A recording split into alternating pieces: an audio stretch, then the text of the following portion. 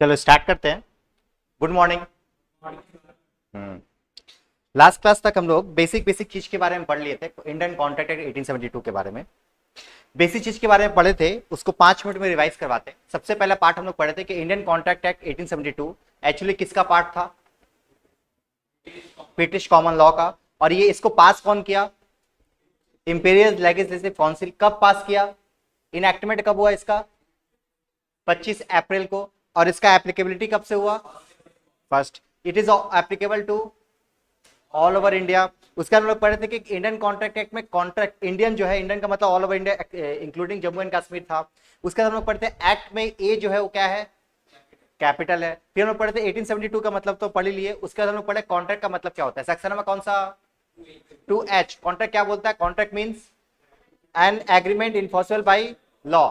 इसमें दो एलिमेंट्स निकल के आता है, एक आता है क्या? एग्रीमेंट। दूसरा क्या? अच्छा, इन्फोर्सेबल बाय लॉ को एक अलग लीगल टर्म से जानते हैं, उसको क्या बोलते हैं? Legal obligation. फिर हम लोग पढ़े कि सर एग्रीमेंट का डेफिनेशन किस में दिया गया? सेक्शन नंबर 2E में क्या बताया गया? अ प्रॉमिस और a set of promise forming the consideration for each other is known as what? Agreement. फिर अग्रीमेंट को यदि तोड़ते हैं तो दो वर्ड निकलता है, उस वर्ड को क्या बोलते हैं? ऑफर और प्रॉमिस। प्रॉमिस प्रॉमिस का मतलब क्या होता है? When the offer is accepted known as what? Promise. फिर प्रॉमिस को तोड़ते हैं, दो वर्ड निकल के आता है, उसे क्या बोलते हैं? एक ऑफर, दूसरा क्या? एक्सेप्टेंस। ऑफर का मतलब क्या होता है? Section number A. ऑफर का मतलब क्या होता है? सेक्शन नंबर 2A क्या बोलता है? बताओ। Offer means if one person signifies himself to another one to do something or not to do something with the assent thereto is known as what? Offer. फिर हम लोग पढ़े थे क्या? acceptance का मतलब क्या होता है? The person to whom the offer is made signifies his assent thereto is known as what? Acceptance. बस इतने ही पढ़े थे हम लोग। फिर हम लोग पढ़े थे what are the essential element of the valid contract. valid contract में essential elements क्या क्या है? उसके अंदर हम लोग पढ़े थे कि दो पार्ट में डिवाइडेड है। पहला सेक्शन नंबर 10 और दूसरा पार्ट क्या है? सेक्शन नंबर 10 के अलावा। उसमें सेक्शन नंबर 10 के जो अलावा था वो पॉइंट हम लोगों को पढ़ना है, जिसमें सबसे पहला पॉइंट क्या था? टू और मोर देन टू पार्टीज। कम से कम दो पार्टीज होना चाहिए। उसके अंदर में केस स्टडी था। केस स्टडी का नाम कोई बताएगा? State of Gujarat versus Ramanlal and को। इसका मतलब क्या था? उसके केस स्टडी में क्या हुआ था? उसमें ऐसा हुआ था कि रमनलाल एंड को जो था वो पार्टनरशिप फॉर्म था, वो अपने आप को डिसॉल्व किया। डिसॉल्व करने के बाद एसेट्स का बंटवारा हुआ। एसेट्स जब कोई एक पार्टनर लेके जा रहा था तो जो स्टेट ऑफ गुजरात मतलब कि जो सेल्स टैक्स ऑफिसर था वो खड़ा होकर बोला भैया मेरे को क्या कर दीजिए? सेल्स टैक्स दे दीजिए, क्योंकि ये सेल है। बट एक्चुअल में ये सेल तो था ही नहीं, because there is no two parties. वो रमनलाल और उसका कंपनी जो दोनों क्या है? सिमिलर माना जाता है, दोनों सेम माना जाता है। ये हम लोग पढ़े थे। फिर हम लोग पढ़े टू पार्टीज के बाद सेकंड पार्ट था क्या? Intention to create legal relationship. उसके अंदर में हम लोग पढ़े थे कि दो टाइप का ऐसा एग्रीमेंट है जो एग्रीमेंट कभी भी कॉन्ट्रैक्ट नहीं हो सकता। पहला क्या था? पहले था सोशल एग्रीमेंट और दूसरा क्या था? Domestic arrangement. सोशल एग्रीमेंट में एक केस स्टडी था, उस केस स्टडी का नाम था वल्फर वर्सेस वेलफोर। ठीक है, जिसमें एक हस्बैंड अपने वाइफ को प्रॉमिस करता है कि हम तुमको मेंटेनेंस का खर्चा देंगे और मेंटेनेंस का खर्चा नहीं देता, तो उसकी वाइफ उसके ऊपर केस कर देती है और फाइनली ये डिसीजन आता है कि ये पैसा देने के लिए लाइबल नहीं है। बस यही तो क्लास पढ़े थे क्या? तो एग्रीमेंट कॉन्ट्रैक्ट मंत्र ये सब तो पढ़े ही थे। क्या क्या अदर फॉर्मेलिटीज में ये पढ़े थे कि कॉन्ट्रैक्ट ऐसे जरूरी नहीं है कि लिख के हो। कॉन्ट्रैक्ट बोल के भी कॉन्ट्रैक्ट हो सकता है, but there are two exception जहां पे इन राइटिंग ही कॉन्ट्रैक्ट को वैलिड माना जाता है। टू एक्सेप्शन में क्या था? एक था इंश्योरेंस, दूसरा क्या था? Transfer of immovable property. Property मत बोलना, ट्रांसफर ऑफ इमूवेबल प्रॉपर्टी। यदि बिल्डिंग बेचोगे, फ्लैट बेचोगे तो उसके में राइटिंग चाहिए। इंश्योरेंस वाला कॉन्ट्रैक्ट बनाओगे तो क्या चाहिए? राइटिंग चाहिए। बट इसके अलावा कोई भी कॉन्ट्रैक्ट बनाओगे तो राइटिंग और ओरल भी चलेगा। ओके सर, यहां तक हम लोग पढ़ लिए थे। उसके बाद का पॉइंट हम लोग 4। हाँ, ये भी हो गया था क्या? ठीक है ठीक है, 2 मिनट तो लगेगा। सर्टेनिटी ऑफ मीनिंग का मतलब क्या है? कि जब कॉन्ट्रैक्ट क्रिएट हो रहा है रियल में सर्टेन होना चाहिए। कॉन्ट्रैक्ट जब क्रिएट हो रहा है तो दोनों पार्टी को क्या है, किस चीज किस मैटर के ऊपर कॉन्ट्रैक्ट बन रहा है, दोनों मैटर क्लियर होना चाहिए। कोई वैग्यू नहीं होना चाहिए। वैग्यू का मतलब होता है फालतू का। जैसे तुमको एक एग्जांपल देते कि सर एक बच्चा है मेरा, बोला कि सर आप अपना मोबाइल मेरे को दे दीजिए ना। तो बोले ठीक है, तो तुमको दे तो देंगे, बट तुम मेरे को बदले में क्या करेगा? बोला हाँ सर, हम आपको इज्जत करेंगे। तो ये वैग्यू है। ये क्या है? ये वैग्यू है। ये कभी भी कॉन्ट्रैक्ट नहीं बन सकता। तो देखो ये पॉइंट नंबर क्या है, पॉइंट नंबर 4। दो एग्जांपल दिया हुआ है, आराम से पढ़ो, देखो समझ में आ रहा है क्या।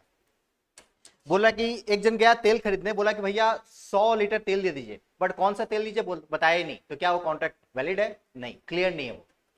पढ़ो एक बार। उसके बाद देखो point number 5, possible to perform होना चाहिए। ऑलरेडी हम बताए थे कि सर आप मेरा ये काम कर दीजिए, ताजमहल आपका दे देंगे, हम आपको दे देंगे। ताजमहल उसके नाम पे खुद नहीं है, तो कहां से ट्रांसफर करेगा? क्या ये पॉसिबल टू परफॉर्म है? नहीं। ऐसे एक एग्जांपल दिया, एक बंदा बोला कि भैया सर ये काम कर दीजिए, तो हम क्या करेंगे आपके लिए, एक मैजिक से क्या करेंगे, क्या निकालेंगे बताओ? खजाना, खजाना, खजाना निकालेंगे आपके लिए। तो क्या ये रियल में पॉसिबल है? आंसर इज नहीं पॉसिबल है। तो ये सब क्या है, पॉसिबिलिटी टू परफॉर्म के अंदर में आता है, ये सब कॉन्ट्रैक्ट नहीं है। इसीलिए तो बाबा जी लोग बच जाते हैं। जो बाबा जी लोग बोलते हैं कि ये पूजा करवाओ, ये क्या बोलते हैं, ये धागा बांधो पैर पैर में या फिर हाथ में, आपको ये दिक्कत नहीं होगा। और जब दिक्कत होने लगता है तो फिर हम लोग उसके ऊपर केस भी नहीं कर सकते, because there is no contract. तो कॉन्ट्रैक्ट था ही नहीं। समझ गया क्या? अब हम लोग पढ़ते, देखो एक बार। यहाँ पे हम लोग जो पढ़े सेक्शन नंबर, जो एसेंशियल एलिमेंट्स पढ़े, उसमें ये वाला पोर्शन हम लोग ऑलरेडी कंप्लीट कर चुके हैं। ये वाला पोर्शन कंप्लीट हो गया पूरा। तो सर आप ये पोर्शन पढ़ाएंगे? आंसर इज नहीं। बिकॉज आने का जितना भी चैप्टर, आगे का जितना भी चैप्टर हम लोग पढ़ेंगे, वो सारा का सारा चैप्टर एक एक टॉपिक के ऊपर एक एक चैप्टर है। Like if I talk agreement, तो एग्रीमेंट में याद करो 2 वर्ड था, एक ऑफर एंड एक्सेप्टेंस, मतलब प्रॉमिस था, प्रॉमिस में ऑफर एक्सेप्टेंस था ना। तो ऑफर एक्सेप्टेंस के लिए एक अलग से चैप्टर बनाया गया इसी यूनिट के, जब इसी यूनिट मतलब यूनिट 1 में ही एंड में तुम देखोगे तो ऑफर एंड एक्सेप्टेंस के बारे में बताया गया है। वैसे फ्री कंसेंट के लिए यूनिट नंबर 3 है, आपको यूनिट नंबर जब 3 पढ़ाएंगे तो इसमें डिटेल में पढ़ाएंगे, तो यहां पे हम नहीं पढ़ेंगे। हमारा बात। वैसे ही कंपटीशन ऑफ द पार्टी, ये भी यूनिट नंबर 3 में है। लॉफुल कंसिडरेशन यूनिट नंबर 2 में है। तो सब आगे का जितना भी टॉपिक है सारा का सारा किसी ना किसी यूनिट्स में क्या है, वो इनकॉर्पोरेट है, और बहुत एक्सप्लेनेशन के साथ इनकॉर्पोरेट है। इसके चलते हम लोग यहाँ पे इसको स्किप करेंगे। समझ हमारा बात। तुम लोग भी रिवीजन भी करोगे तो स्किप कर देना, कोई जरूरत नहीं है। बट हाँ, जहां पे पढ़ना है तुमको हम बता देंगे, ठीक है। अभी यहाँ पे ये सब चीज पढ़ चुके हैं हम लोग, आगे देखो। यहाँ से अपना चालू हो रहा है वो वाला यूनिट, जो कि हम लोगों को ऑफर एक्सेप्टेंस यहाँ पे पढ़ना नहीं है, इसलिए हम लोग यहाँ पे स्किप कर सकते हैं। बस यहाँ पे एक वर्ड पढ़ना है, फ्री कंसेंट में समझना है। बस लास्ट क्लास में फ्री कंसेंट बताए थे हम। फ्री कंसेंट क्या होता है? Free mind, free mind is known as what? Free consent. देखो कंसेंट का मतलब क्या होता है, सिर्फ फ्री को छोड़ दो, कंसेंट का मतलब क्या होता है? कंसेंट का मतलब होता है मीटिंग्स ऑफ माइंड्स। क्या होता है बताओ? Meetings of minds. कोई बच्चा मेरे पास आया, लास्ट क्लास में एग्जांपल दिए थे कि सर एक काम कीजिए ना सर, सैटरडे को चलेगा क्या मूवी? हम बोले हाँ ठीक है। तो क्या सेम बात पे दो जन का मन मिला क्या उस बात पे? हाँ सर। वो मेरे को बोला कि चलेगा सर मूवी, हम बोले हाँ। तो क्या सेम मैटर पे सेम टाइम पे क्या हम लोगों का दोनों का माइंड मिल रहा है? Answer is yes. इसे बोलते हैं क्या? Meetings of mind. एंड इसी को बोलते हैं क्या? कंसेंट। क्या बोलते हो बताओ? कंसेंट। कंसेंट का एग्जैक्टली मीनिंग होता है मीटिंग्स ऑफ माइंड्स। ठीक है, क्या होता है बताओ? Meetings of minds is known as what? Consent. किसी भी मैटर पे सेम टाइम पे सेम मैटर पे सेम ऑब्जेक्टिव के साथ जब भी दो आदमी, दो पार्टीज का माइंड्स मिले, तो हम लोग बोलेंगे कि कंसेंट हो गया। हम तुमको बोले चलेगा क्या मूवी? बोला नहीं जाएंगे, तो क्या ये कंसेंट हुआ?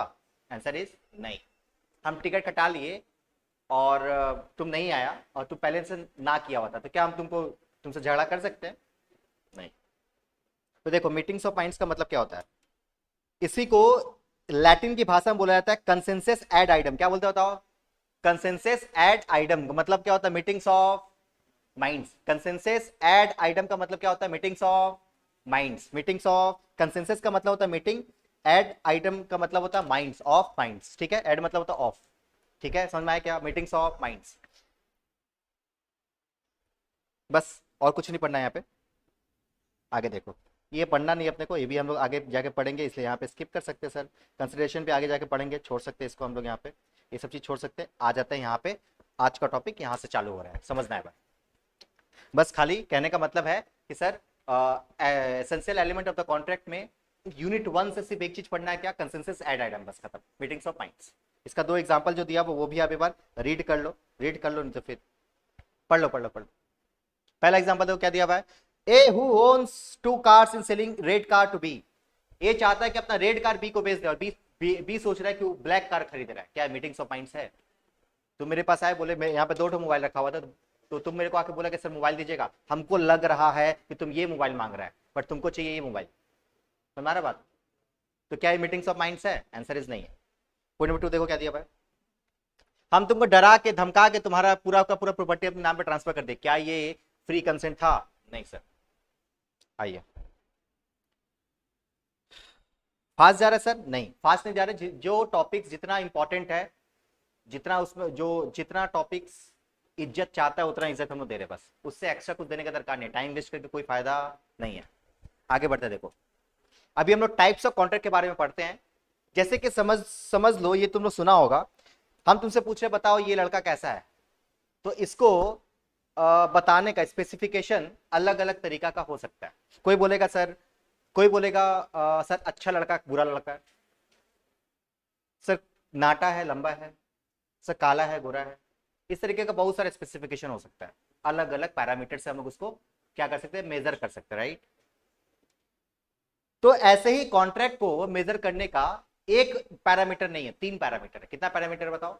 3 पैरामीटर, जिसके जरिए हम लोग इस कॉन्ट्रैक्ट को क्लासिफाई करते हैं कि कॉन्ट्रैक्ट किस टाइप का कॉन्ट्रैक्ट है। सर बताइए, ये डिपेंड करता है कि किस पैरामीटर पे आप पूछ रहे हो। यदि स्टूडेंट वाइज यदि मेरे से कोई इसके पेरेंट्स आए मेरे से पूछे कि भैया सर मेरे को बताइए तो मेरा बच्चा कैसा है, तो हम उसको अच्छा बुरा नहीं बोलेंगे। हम ये नहीं बोलेंगे काला है बुरा है, आपका बच्चा काला है। ऐसा बोलेंगे कि ये बोलेंगे आपका बच्चा पढ़ने में अच्छा है कि खराब है, ये बोलेंगे ना, क्योंकि वो पैरामीटर कुछ और पूछ रहे हो। हमारा बात, तो parameter is very important. Yes, तो कॉन्ट्रैक्ट को भी क्लासिफाई करने का 3 पैरामीटर है। जो फर्स्ट पैरामीटर उसका नाम क्या है बताओ? इन्फोर्सिबिलिटी। क्या है बताओ? इन्फोर्सिबिलिटी। इन्फोर्स के हिसाब से बताओ कॉन्ट्रैक्ट कितने टाइप का होता है। दूसरा होता है क्या? फॉर्मेशन। फॉर्मेशन मतलब होता है क्रिएशन। क्रिएशन के हिसाब से कॉन्ट्रैक्ट कितने टाइप का होता है। और लास्ट क्या है बताओ? परफॉर्मेंस के हिसाब से कॉन्ट्रैक्ट कितने टाइप का होता है वो। तो हम तुमको पहले ऐसे चार्ट के हिसाब से समझाते हैं, उसके फिर नीचे हम लोग अलग से पढ़ेंगे। देखो वैलिड कॉन्ट्रैक्ट क्या होता है, सिंपल वर्ड में बताया। वैलिड कॉन्ट्रैक्ट का मतलब होता है द कॉन्ट्रैक्ट, याद करो अभी अभी हम लोग क्लास स्टार्ट किए थे, सेक्शन नंबर 10 क्या बोलता है? What are the elements that must have in a valid contract. एक वैलिड कॉन्ट्रैक्ट के अंदर में सारे जो कौन कौन से एलिमेंट्स होने चाहिए, तो हम बोल सकते हैं क्या? The valid contract is a contract in which all the essential elements laid down under section number 10 are specified। नहीं समझ में आया सर? क्या वैलिड कॉन्ट्रैक्ट को ऐसे बोल सकते हैं? वो सारा कॉन्ट्रैक्ट जिस कॉन्ट्रैक्ट के अंदर में वो सारा का सारा एसेंशियल एलिमेंट जो कि सेक्शन नंबर 10 में दिया गया है उसके अंदर में मौजूद है, तो उसे बोलेंगे क्या? वैलिड है। मतलब एक ऐसा कॉन्ट्रैक्ट जिसके अंदर में सेक्शन नंबर 10 में जो भी चीज बात बोला गया था ना, सब बात बोला गया था ना, एग्रीमेंट फ्री कंसेंट सब हो, तो उसे बोलेंगे क्या है? ये वैलिड कॉन्ट्रैक्ट। जिसे वैलिड कॉन्ट्रैक्ट मतलब अच्छा आदमी, कैसा, किसको बोलेंगे? सही आदमी, जिसके अंदर में सारा का सारा वो अच्छा वाला गुण हो। वैसे ही सर वैलिड कॉन्ट्रैक्ट किसको बोलेंगे? वो सारा का सारा कॉन्ट्रैक्ट जिसके अंदर में वो सारा का सारा एसेंशियल एलिमेंट्स हो जो कि वैलिड कॉन्ट्रैक्ट में लिखा गया है। ठीक है क्या? इसको और भी बोल सकते हैं सर, इसको और भी सेकंड तरीके से एक्सप्लेन किया जा सकता है। Valid contract is a contract which can be enforceable. Valid contract का मतलब होता है वो सारा कॉन्ट्रैक्ट जो कि इनफोर्सिएबल है। इनफोर्सिएबल का मतलब होता है जो यदि वो हरकत नहीं करेगा तो उसको लेके जाके कोर्ट में पेश कर सकते हैं। जैसे हम तुमको एग्जांपल दिए थे कि कोई मेरे को मूवी के लिए ऑफर दिया, हम नहीं गए, तो क्या वो कोर्ट लेके चल जाएगा हमको? नहीं, because there is no contract, there is no valid contract. But मान लो तुम मेरे को यदि फीस दिया और हम तुमको बोले सिलेबस कंप्लीट करेंगे, सिलेबस कंप्लीट नहीं करे तो तुम लोग क्या मेरे को हाई कोर्ट लेके जाएगा? लेके जा सकता है, लेके नहीं जाएगा अलग बात है, बट लेके जा सकता है ना? लेके जा सकता है। इट्स अ वैलिडिटी, ये है वैलिड कॉन्ट्रैक्ट। समझ में आ रहा बात? तो वैलिड कॉन्ट्रैक्ट को दो डेफिनेशन तुमको बताया, साथ साथ बोलना है। वैलिड कॉन्ट्रैक्ट मींस, बोल, valid contract means the contract which is enforceable by law। Valid contract is a contract which is enforceable by law। Valid contract is a contract which is enforceable by law is known as what? Valid contract। Second definition, the valid contract is a contract in which all the essential elements laid down under section number 10 are exist।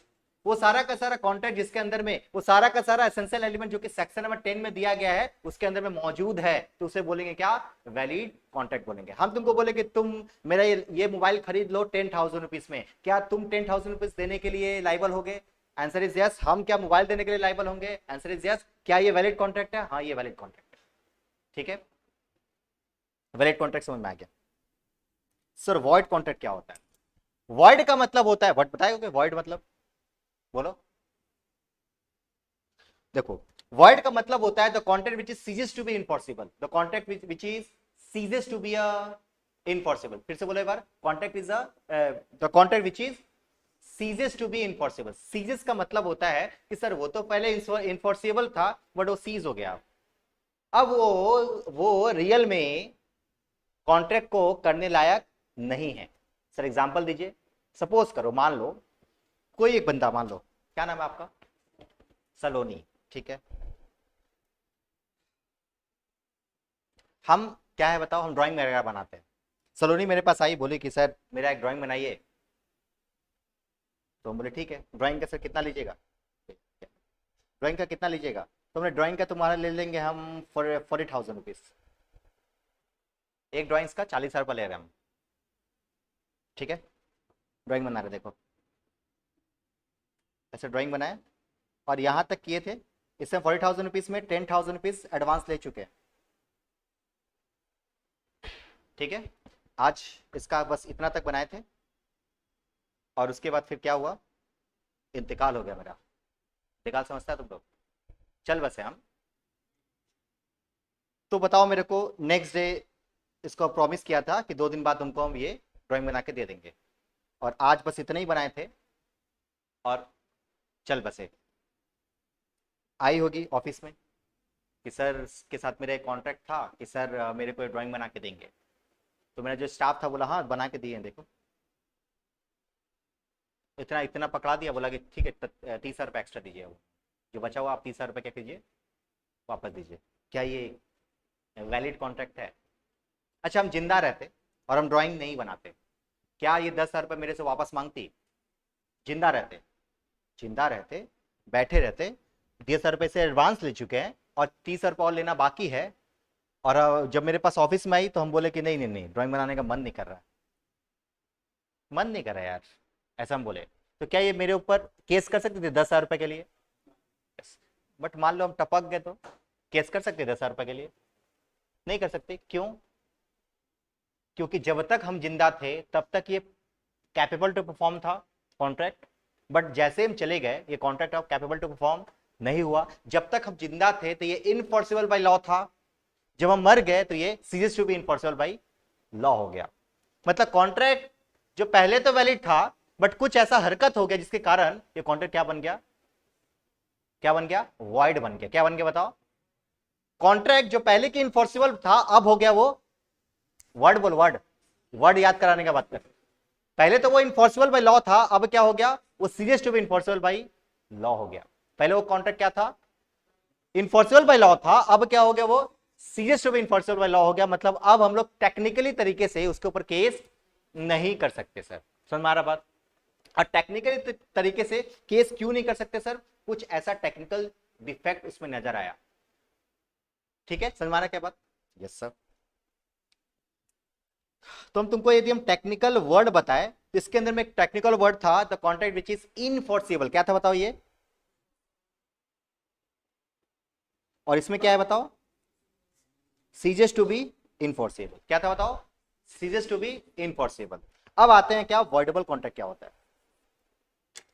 Sir एक ऐसा contract जो ना ही valid है ना ही void है, the contract which is not a valid not a void, the contract which is not valid not void is known as what, voidable. एक ऐसा कॉन्ट्रैक्ट जो कि ना ही वो वैलिड है ना ही वो वॉइड है, तो उसको बोलते हैं क्या, वॉइडेबल कॉन्ट्रैक्ट। सर ये क्या होता है, ये कौन सा फिर चिड़िया है? देखो एक बार, मान लो हम सलोनी को, सलोनी के नाम पे करोड़ों का संपत्ति था, उसको हम बहला फुसला के लेके आए और हम बोले कि देख तुम अपना पूरा का पूरा प्रॉपर्टी मेरे नाम पे ट्रांसफर कर दो, अदरवाइज नहीं तो तुमको उड़ा देंगे, ठीक है। ये क्या है कि सिग्नेचर कर दी, डर के मारे ऐसे हाथ कांपते कांपते सिग्नेचर कर दी और पूरा प्रॉपर्टी हम इसका ले लिए। ये यहां से निकलेगी तो क्या घर जाएगी? कहां जाएगी बताओ? पुलिस के पास जब जाएगी तो पुलिस के पास क्या बोलेगी जाके, क्या बोलेगी बोलो, क्या बोलोगे बोलो। हाँ, ये डरा के ये सिग्नेचर किया गया है, ये जो कॉन्ट्रैक्ट है वो वैलिड नहीं, ये बोलेगे ना कॉन्ट्रैक्ट वैलिड नहीं है। और नेक्स्ट डे जब पुलिस मेरे पास आएगा तो हम क्या बोलेंगे, कॉन्ट्रैक्ट वैलिड है। हम बोलेंगे अरे नहीं नहीं ऐसा ऐसा कुछ, उसको पैसा दिए थे हम, वो झूठ बोल रही है वो। हम बोलेंगे कि ये कागज क्या है, ये कागज वैलिड है, ये क्या बोलेगी कॉन्ट्रैक्ट कागज क्या है, इनवैलिड है।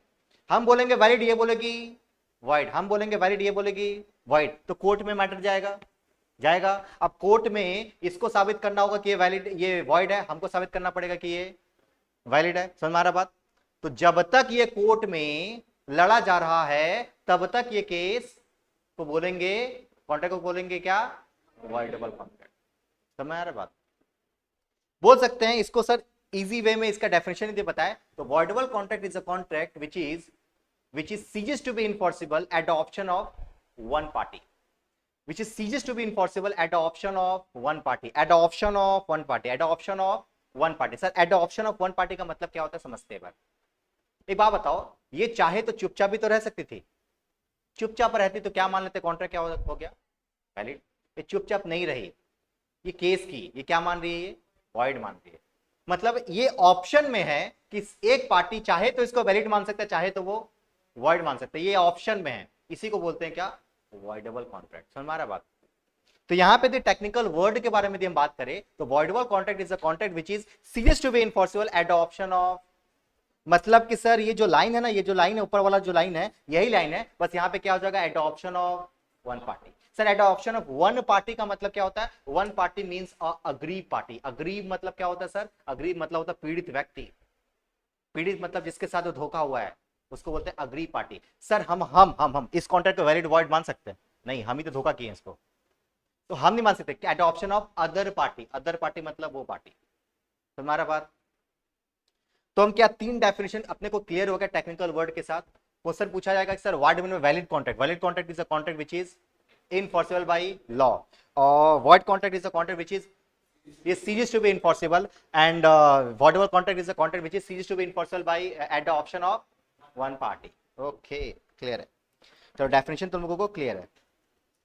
अब आते हैं इनलीगल एग्रीमेंट। सर यहाँ पे जो वर्ड दिया गया है आप देख पा रहे हो, ये एग्रीमेंट लिखा गया। सर कॉन्ट्रैक्ट क्यों नहीं लिखा गया सर, क्योंकि कभी भी इनलीगल कॉन्ट्रैक्ट हो ही नहीं सकता। हो सकता है क्या, क्योंकि कॉन्ट्रैक्ट का मतलब ही होता है एग्रीमेंट प्लस लीगल ऑब्लिगेशन, मतलब कि कॉन्ट्रैक्ट कभी भी इनलीगल हो ही नहीं सकता। तो सर इनलीगल एग्रीमेंट का एग्जांपल दीजिए। हम तुमको बोले कि भाई सुनो सलोनी तुम इसका मर्डर कर दो, तुमको 1 लाख रुपए देंगे, ऐसा हम बोले इसको, ऐसा हम इसको ऑफर दिए, क्या ये एग्रीमेंट है, आंसर इज यस ये एग्रीमेंट है। बट क्या ये इनलीगल है, आंसर इज यस इनलीगल है। तो इसको बोलेंगे इनलीगल एग्रीमेंट्स। समझ गए क्या सर, क्या हम बोल सकते हैं क्या हर एक इनलीगल एग्रीमेंट वॉइड कॉन्ट्रैक्ट है, ठीक है सुनना, हम क्या बताए, all the illegal agreements are void agreement but all the void agreements are not a illegal। ये राइट सही है, ये जो लाइन बोल रहे हैं हम वो सही है कि गलत है, फिर से सुनो हम क्या बोले, सुनो all the illegal agreement are void but all the void contract are not illegal। सही है गलत है, यस सर सही है कि सर सारा का सारा इनलीगल वॉइड है, हाँ सर वॉइड है, बट सारा का सारा वॉइड इनलीगल। अभी अभी जो एग्जांपल दिए कि हम मर गए और पेंट नहीं बना पाए, जो इसका पेंटिंग बनाना था वो नहीं बना पाए, तो सर क्या मरना इनलीगल है, नहीं। तो क्या ये इनलीगल है, आंसर इज नहीं, इनलीगल तो नहीं है बट ये वॉइड है। तो इसका मतलब ये बोल सकते हैं कि इनलीगल कॉन्ट्रैक्ट तो वॉइड हो सकता है but all the void agreement are not illegal. अब आते हैं क्या अनइनफोर्सेबल।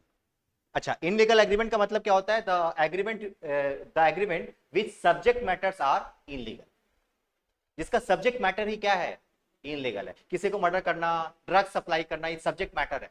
हमारे जिस चीज के ऊपर कॉन्ट्रैक्ट बन रहा है, एग्रीमेंट बन रहा है, वही क्या है, इनलीगल। सर किसको इनलीगल बोलेंगे, as per Indian penal code. अपने को पता है इंडिया में क्या चलता है, इंडियन पैनल कोड, आईपीसी की धारा सुना होगा तुम लोग, आईपीसी। आईपीसी में क्राइम का नाम लिखा गया है, उस क्राइम में यदि कोई ऐसा क्राइम कर रहे हो तो उसे क्या बोलेंगे हम लोग, कि ये तुम इनलीगल काम कर रहे हो और ये इनलीगल एग्रीमेंट माना जाएगा। समझ में आ रहा बात। अब आते हैं अनइनफोर्सेबल, नाम से समझ में आ रहा है, the contract which can not be enforceable is known as what, unenforceable. तो सब तो sir ceases to be enforceable, तो वॉइड, ये वॉइड और अनइन्फोर्सेबल दोनों में अंतर नहीं है? अंतर है भाई दोस्त। देख, अनइन्फोर्सेबल कॉन्ट्रैक्ट ऐसा कॉन्ट्रैक्ट होता है जो उस टेक्निकल चीजों को ठीक कर दिया जाए तो शायद वो फिर से वैलिड हो जाए, बट वॉइड एग्रीमेंट एक बार बन गया तो कभी वैलिड नहीं हो सकता। मारे गए तो फिर जिंदा आएंगे क्या? नहीं सर। तो अनइन्फोर्सेबल कॉन्ट्रैक्ट क्या होता है? The unenforceable contract, the contract which was मतलब पहले था, क्या था? Valid. The contract which was valid but now become unenforceable due to some defects. कुछ डिफेक्ट्स हो गया, कुछ डिफेक्ट्स हो गया जिसके कारण कॉन्ट्रैक्ट क्या बन गया? अनइन्फोर्सेबल बन गया। इसे बोलते हैं अनइन्फोर्सेबल कॉन्ट्रैक्ट। सर एग्जांपल दीजिए। देखो, इंडिया में एक लिमिटेशन एक्ट काम करता है। इंडिया में एक लिमिटेशन एक्ट है। लिमिटेशन एक्ट का मतलब होता है कि हर एक चीज का एक लिमिट होता है, राइट? Yes sir. नाम बता भाई। सृंजॉय। नाम थोड़ा चेंज कर भाई, बार बार लिखने में दिक्कत होता है। सृंजॉय सही है स्पेलिंग है? चल सृंजॉय। सृंजॉय मेरे से पढ़ा 2023 में। फीस है 20,000 रुपीज। संजय बोला कि सर 2023 में पढ़े हैं सर, अभी अभी मेरे पास पैसा नहीं है सर, आप मेरे से बाद में ले लीजिएगा। बोला ठीक है चल कोई बात नहीं, पढ़। 2023 में फाउंडेशन पास हो गया, इंटर में चला गया बेचारा। 2024 में इंटर में एडमिशन लिया, तो हम बोले भाई मेरा 20,000 रुपये दे दे भाई, तुम फाउंडेशन पास हो गया। तो संजय बोला कि सर अब तो इंटर में भी और ज़्यादा खर्चा है सर, बाद में ले लीजिएगा। बोले ठीक है कोई बात नहीं। 2025 में बेचारा फाइनल तक पहुंच गया। फिर हम बोले कि भाई देख अब तो तुम फाइनल तक पहुंच गया, अब तो तुम दे ही दो। बोला सर आप थोड़ा सा वेट कर लीजिए सर, सीए बन जाने दीजिए। ठीक है कोई बात नहीं। 2026 में कृष्ण की कृपा से बेचारा क्या बन गया? सीए बन गया। अब 2024 में, 26 में जब इसका रिजल्ट निकला, हम बोले भाई सुने अच्छा प्लेसमेंट हो गया तुम्हारा? बोला हाँ। तो बोले दे दे तुम्हारा 20,000 रुपया। बोले सर कौन सा 20,000 रुपया? बोले अरे भाई फाउंडेशन पढ़ा था ना। बोला ओ सर आप सर पढ़े नहीं हैं। हम बोले क्या? बोला लिमिटेशन एक्ट नहीं पढ़े आप। बोला क्या था बोल? बोला लिमिटेशन एक्ट में लिखा है ना कि आप कोई भी डेप्ट को, डेप्ट मतलब लाइबिलिटी होता है, लॉ लाइबिलिटी, लाइबिलिटी मतलब कर्जा, किसी भी कर्जा को 3 साल बाद आप क्लेम नहीं कर सकते। तो सर हम कब पढ़े थे बताइए? 2023। कब पैसा मांग रहे हैं? ना ना इतना चल भी ना सर, 23, 24, 25। तो लिमिटेशन एक्ट क्या बोलता है समझना। लिमिटेशन एक्ट बोलता है कि कोई भी डेप्ट्स को हम लोग केस करने का जो पावर है, कि डेप्ट्स के अगेंस्ट में केस करना, ये मेरे मेरे पास लोन दी है, हम इसके अगेंस्ट में केस करना चाहते हैं, तो लिमिटेशन एक्ट बोलता है कि आपके पास 3 साल है, 3 साल के बाद आप केस नहीं कर सकते, ये लीगल तरीका है। 3 साल के बाद चौथे साल में आप केस नहीं कर सकते आप, क्योंकि आपसे कोर्ट एकदम सिंपल क्वेश्चन पूछेगा कि भैया आप मानते हैं आपसे पैसा लिए, 3 साल तक कहां थे? 3 साल तक आप कहां थे? नहीं थे। तो अब हम लोग मानते ही नहीं है कि ये डेप्ट है। तो ये लिमिटेशन एक्ट का खासियत है। तो सोचो एक बात, ये 3 साल तक ये जो 20,000 रुपया था जो मेरा सृजन से तो ड्यू था, 23, 24, 25 में चाहे तो इसके ऊपर केस करके पैसा वापस ले सकते थे।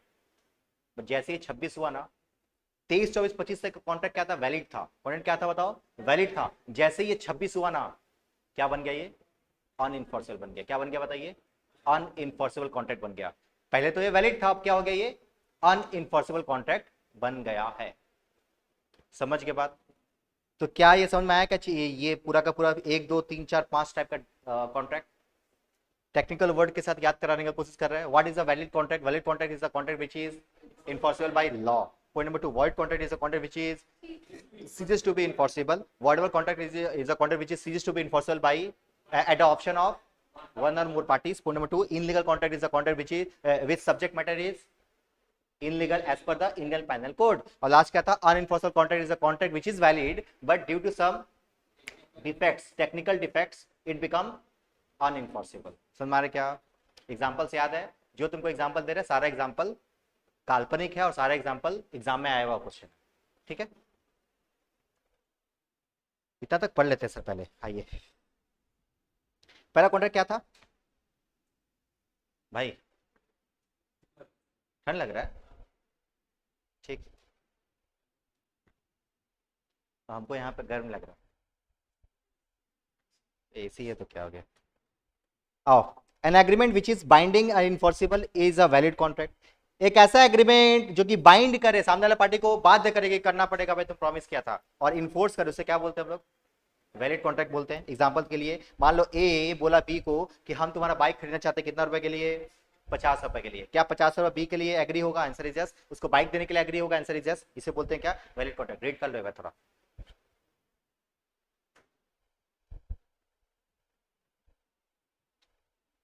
ठीक है।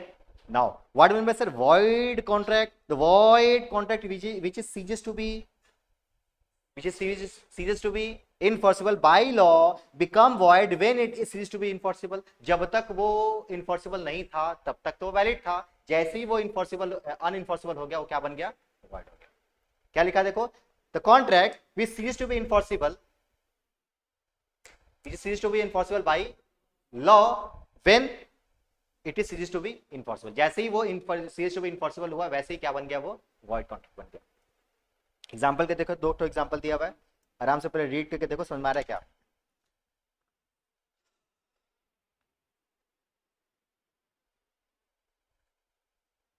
रीड करो, दो एग्जांपल है।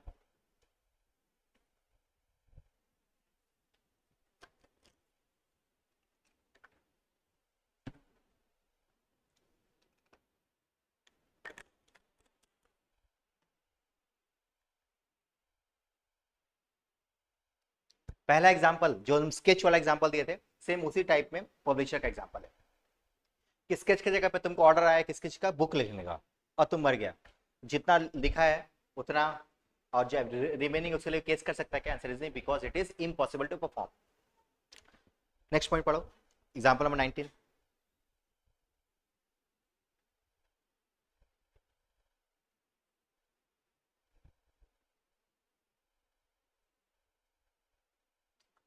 हम तुमसे कहने का मतलब है कि तुमसे कांटेक्ट किए थे 10, क्या है, 10 टन ऑफ शुगर देने के लिए, और गोडाउन में आग लग गया, तो जाहिर सी बात हम नहीं दे पाएंगे। तो कॉन्ट्रैक्ट पहले तो वैलिड था, अब क्या हो गया? वाइड। वॉइडेबल कॉन्ट्रैक्ट क्या था? हाँ बोलो।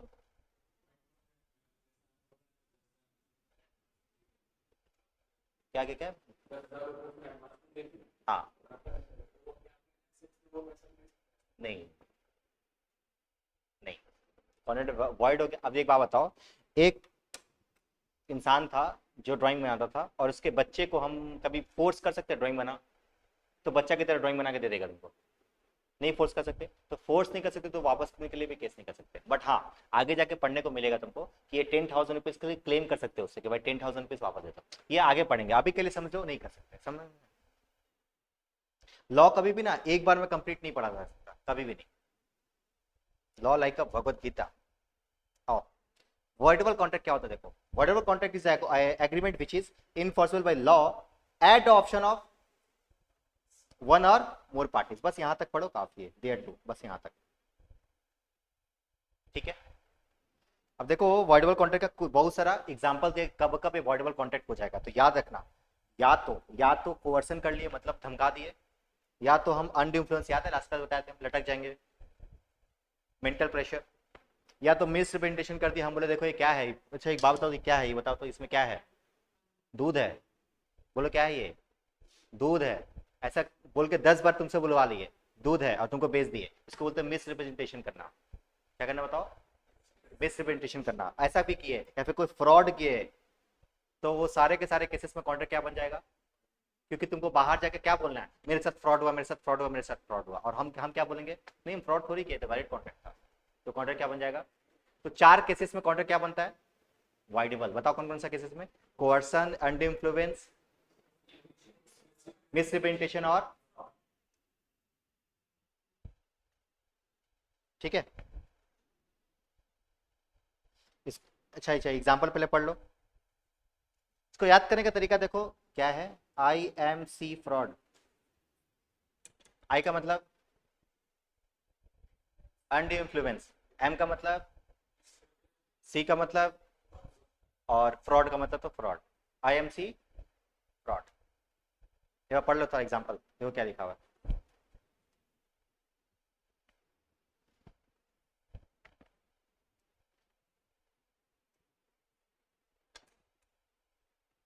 गन पॉइंट पे ऐसा कॉन्ट्रैक्ट बना लिया था, क्या कॉन्ट्रैक्ट वैलिड होगा? आंसर इज नहीं।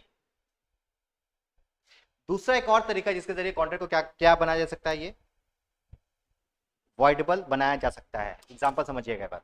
मान लीजिए आपने एक पिज्जा ऑर्डर किया, घर पे आया, टिंग टोंग, आपने गेट खोला, पिज्जा, हाँ ठीक है, पिज्जा ले लिया आप, ठीक है रुकिए, पिज्जा ले लिए, और लेने के बाद आप पिज्जा वाला को बोल रहे पैसा लीजिएगा, पिज्जा वाला बोला हाँ लेंगे, देने का मन नहीं कर रहा, ले लीजिएगा कल परसों, क्या वो पिज्जा वाला पिज्जा देगा आपको? नहीं, क्यों नहीं देगा? क्या वो एसेट्स है? पैसा चाहिए, देखो बदले में कंसिडरेशन चाहिए, राइट? हम लोग एग्रीमेंट में पढ़े थे, forming the consideration for each other. तो एक बात बताओ, वो 30 मिनट में पिज्जा जब नहीं आता तो क्या करते हैं हम लोग? लेके पैसा वापस नहीं करते, because it's a valid contract, 30 minute के अंदर में तुमको देना पड़ेगा, valid contract, answer is yes. अब हम पिज्जा ले लिया, पैसा वापस नहीं कर रहे हैं, हम बोले कि नहीं पिज्जा भी वापस नहीं करेंगे, क्या वो मेरे पर केस करेगा? ऑब्वियसली केस करेगा। क्या बोल के केस करेगा? इसका कॉन्ट्रैक्ट क्या है? वॉइडेबल। हम क्या बोलेंगे? हम बोलेंगे वैलिड है, नहीं नहीं दिए थे पैसा, कल ले लीजिएगा ना पैसा। तो देखो ऐसा टाइप का कोई कॉन्ट्रैक्ट है जहां पे दोनों आदमी एक दूसरे को कोई प्रॉमिस किया है, एक आदमी तो प्रॉमिस कंप्लीट करने के लिए रेडी है बट दूसरा आदमी मना कर दिया, तो कॉन्ट्रैक्ट क्या बन जाएगा? वॉइडेबल।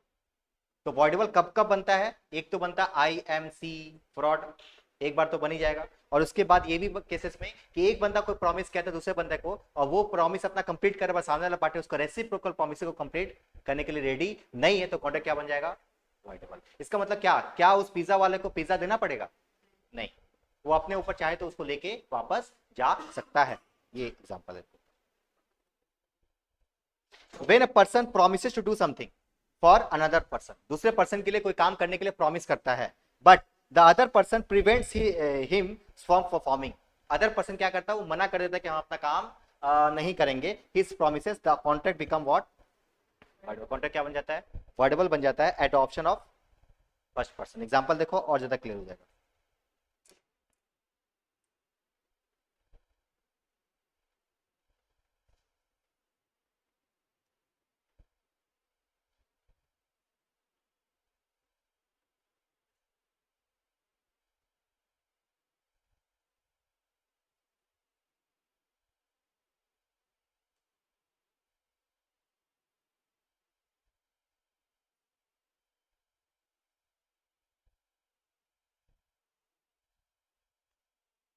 ठीक है, अच्छा एक बात बताओ, आप रास्ते से गुजर रहे थे, एक जगह ऐड देखने को मिला, अभी अभी अभी कौन से महीना चल रहा है? अभी मई में हो ना आप, ऐड लगा हुआ था, दिवाली धमाका ऑफर, 60% डिस्काउंट। तुम दुकान में जाके 60% डिस्काउंट ले सकता है?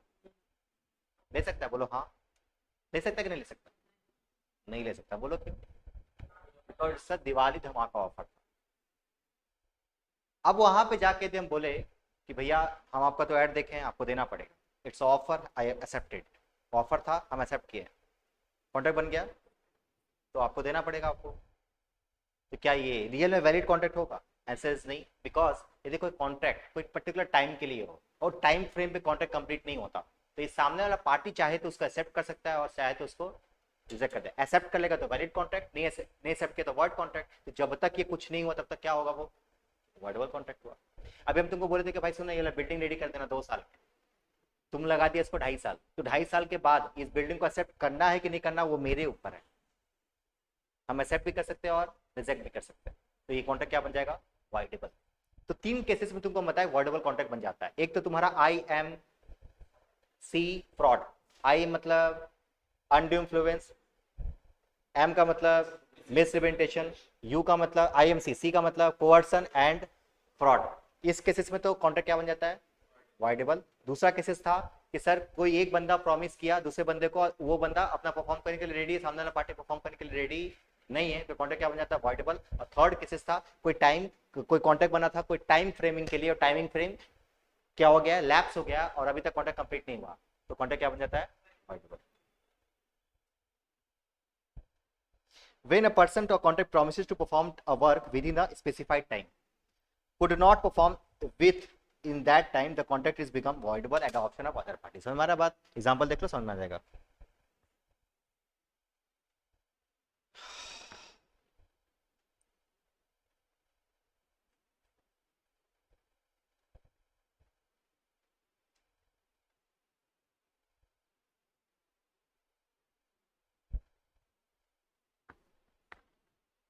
ठीक है, उसके बाद आपको डिफरेंसेस दिया, void contract and voidable contract.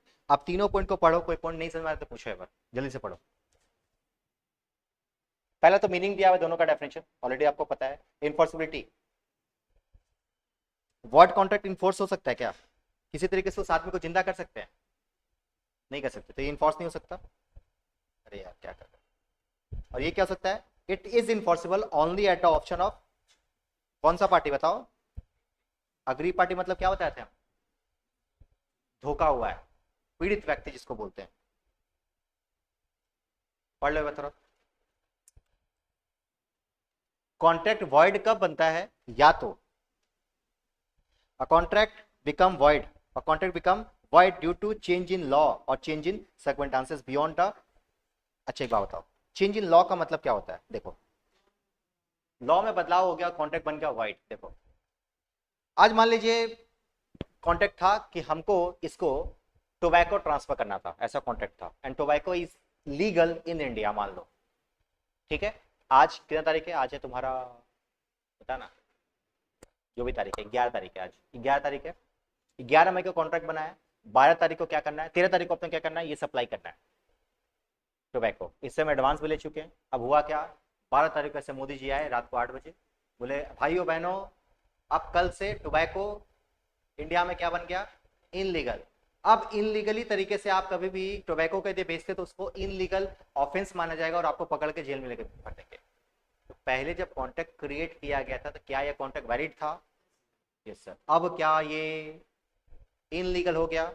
Illegal हो गया मतलब ये वॉइड हो गया क्या? Answer is yes. तो कॉन्ट्रैक्ट वॉइड या तो लॉ में चेंजेस हो जाने के कारण होता है, या तो फिर कुछ ऐसा सिचुएशन चेंज हो गया, मतलब डेथ हो गया किसी का, तो उसके में भी हो सकता है कॉन्ट्रैक्ट क्या हो जाता है? वॉइड हो जाता है। बट वॉइडेबल कब होता है बताओ? कब होता है? जब पार्टी का कंसेंट, कंसेंट मतलब meetings of mind was not free, धमका के, कोर्सन करके, मिसरिप्रेजेंटेशन, फ्रॉड करके क्या कर रहे हैं, उससे कॉन्ट्रैक्ट को क्रिएट करवा रहे हैं, उसको बोलते हैं वॉइडेबल कॉन्ट्रैक्ट। क्लियर है क्या? आगे देखो, 2 पॉइंट पढ़ लो थोड़ा, performance of contract and rights.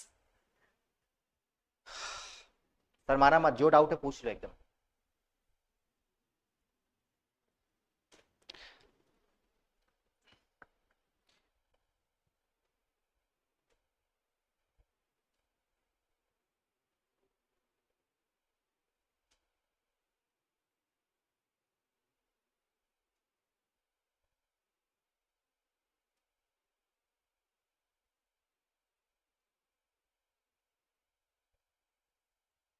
हाँ ऋषिका बोलो, क्या डाउट है आपको?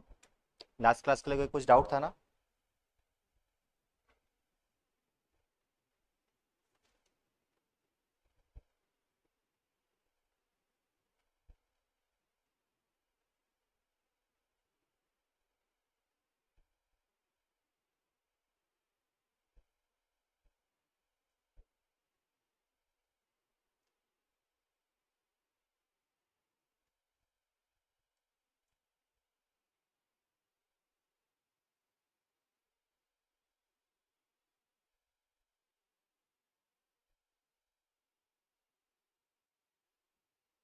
ठीक है, आगे बढ़े।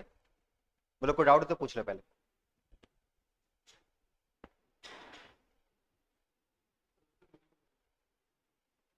किसका किसका? तो ऐसे बोलेगा, बोल कहाँ पे है? तो ऐसे बोलने से कैसे पकड़ेंगे हम? बोल कौन सा लाइन में है, कौन सा, 4 की 5th? राइट्स में कहाँ पे?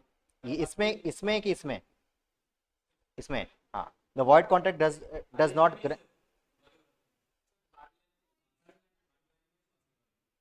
रिजाइंड मतलब कैंसिल कर देना। रिजाइंड मतलब क्या करना? कैंसिल कर देना। क्या बोला? The parties whose consent was not free has to right to resign. हम चाहे तो उसको भगा भी सकते हैं, हमको ठीक है मार दे, हमको कोई दिक्कत नहीं, रिजाइन कर सकते हो कॉन्ट्रैक्ट को, कैंसिल कर देना। ठीक है, नाउ इलीगल कॉन्ट्रैक्ट ऑलरेडी बता दिया तुमको हम, क्या था बताओ?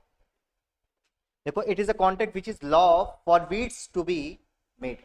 जिसको लॉ बोलता है भाई इसके इस टाइप का कोई कॉन्ट्रैक्ट मत बनाना, मर्डर का कॉन्ट्रैक्ट मत बनाना, उसको इस टाइप का कॉन्ट्रैक्ट को क्या बोलते हैं हम लोग? इलीगल कॉन्ट्रैक्ट बोलते हैं। The court will not enforce such contract but also the connected contract, all the illegal agreements are void. यहाँ पे जो लाइन है ना, ये बहुत पंची लाइन है। All the illegal all the illegal agreements are void but all the void agreements are not necessarily illegal, जरूरी नहीं है कि इनलीगल होगा। ठीक है, अब ये थोड़ा सा पॉइंट को पढ़ लो।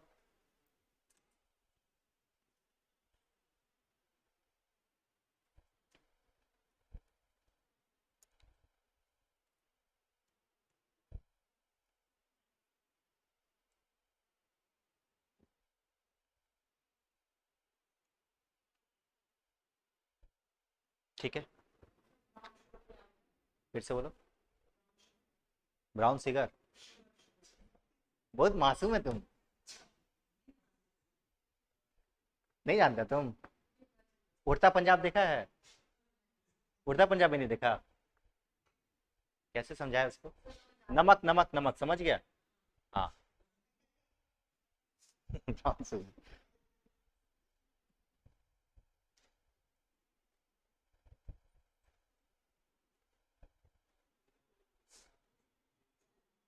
हाँ देख, एक क्वेश्चन है, आप लोग भी मेरे को बताइएगा। क्वेश्चन ये है कि सर कॉन्ट्रैक्ट इन राइटिंग और ओरल दोनों हो सकता है, पर रिटन का एविडेंस होता है और ओरल का कैसे होगा?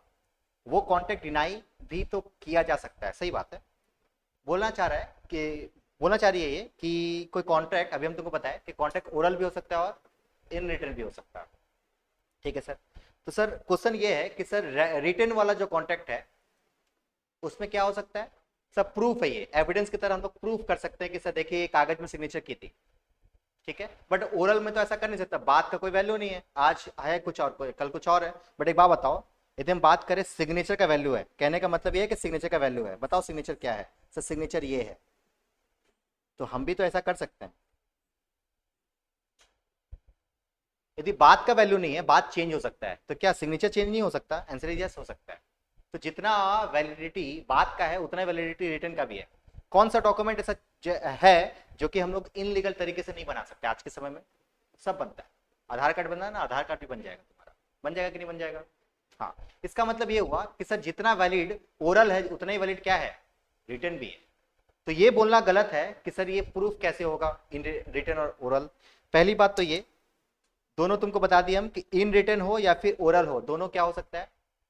दोनों ही वैलिड माना जाएगा, क्योंकि लॉ की नजर में आप यदि इन रिटर्न यदि कोई कॉन्ट्रैक्ट बनाए हो या फिर ओरली कॉन्ट्रैक्ट बनाए हो, दोनों को एविडेंस की तरह प्रूव कर सकते हो। अभी मान लो कोर्ट में जाके बोलेंगे कि देखिए इसके सामने ये बोला था, तो क्या कोर्ट मानेगा कि नहीं मानेगा? आंसर इज यस, मानेगा। आई विटनेस इसीलिए तो बनाया गया है, बनाया गया कि नहीं बनाया गया? अब आई विटनेस किस से बनाया गया? ताकि वो प्रूव करे कि हाँ मेरे सामने ये बात बोला था। तो क्या वैलिड होगा? आंसर इज यस, वैलिड होगा। इसीलिए ऐसा बोलना गलत होगा कि इन राइटिंग ही कॉन्ट्रैक्ट क्रिएट कर सकते हैं और यदि ओरल होगा तो कॉन्ट्रैक्ट क्रिएट नहीं कर सकते, पहली बात तो। दूसरी बात, एक चीज और बता दे, तुम लोगों के भी माइंड में क्वेश्चन आएगा कि सर ये प्रूफ कैसे होगा? तो हम लोग प्रूफ नहीं सीख रहे हैं, हम लोग सीख रहे हैं लॉ। ठीक है, कोर्ट में कैसे प्रूफ होगा वो वकील जानता है, तुम जानता है, हम लोग सिर्फ पढ़ रहे क्या? लॉ। तो अब इसमें बहुत सारा क्वेश्चन, कॉन्ट्रेरी क्वेश्चन तुमको देखने को मिलेगा कि सर ये कोर्ट में प्रूफ कैसे होगा? अब प्रूफ के बारे में हम लोग जानते नहीं, हम लोग सिर्फ पढ़ रहे लॉ, लॉ क्या बोलता है बस। तो प्रूफ को एकदम अलग रखना, और हम लोग क्या पढ़ेंगे? सिर्फ लॉ पढ़ेंगे। I hope it is clear, right? एक बार कमेंट बॉक्स में मेरे को हाँ बता देना। आगे बढ़ते देखो, void contract and illegal agreement के बारे में थोड़ा सा अंतर पढ़ लो। अंतर पढ़ लो, देखो ऑलरेडी पढ़ा चुके हम।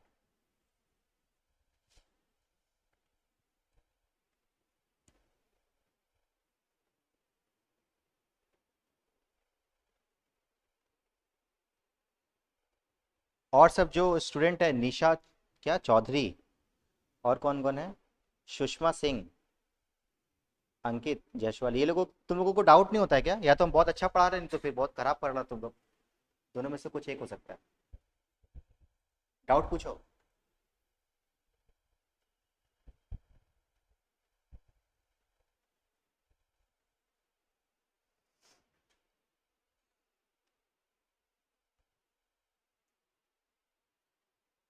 आगे बढ़े। अनइन्फोर्सेबल कॉन्ट्रैक्ट के बारे में हम बताए थे, तुम्हारा क्या एक वर्ड यूज किया गया था, लिमिटेशन एक्ट। उसमें क्या बोलता, 3 साल से अब आप केस नहीं कर सकते। देखो पहले अनइन्फोर्सेबल कॉन्ट्रैक्ट का डेफिनेशन देखो, where a contract is good in substance, अभी तक तो ठीक था, but because of some technical defects, absence of in writing, barred by the limitation acts etc, one और both parties can not sue upon it, इसे बोलते हैं क्या, अनइन्फोर्सेबल। एग्जाम्पल के लिए तुमको वही दिया हुआ जो तुम एग्जाम्पल तुमको समझाया, अच्छे तरीके से पढ़ो, देखो समझ में आ रहा है क्या।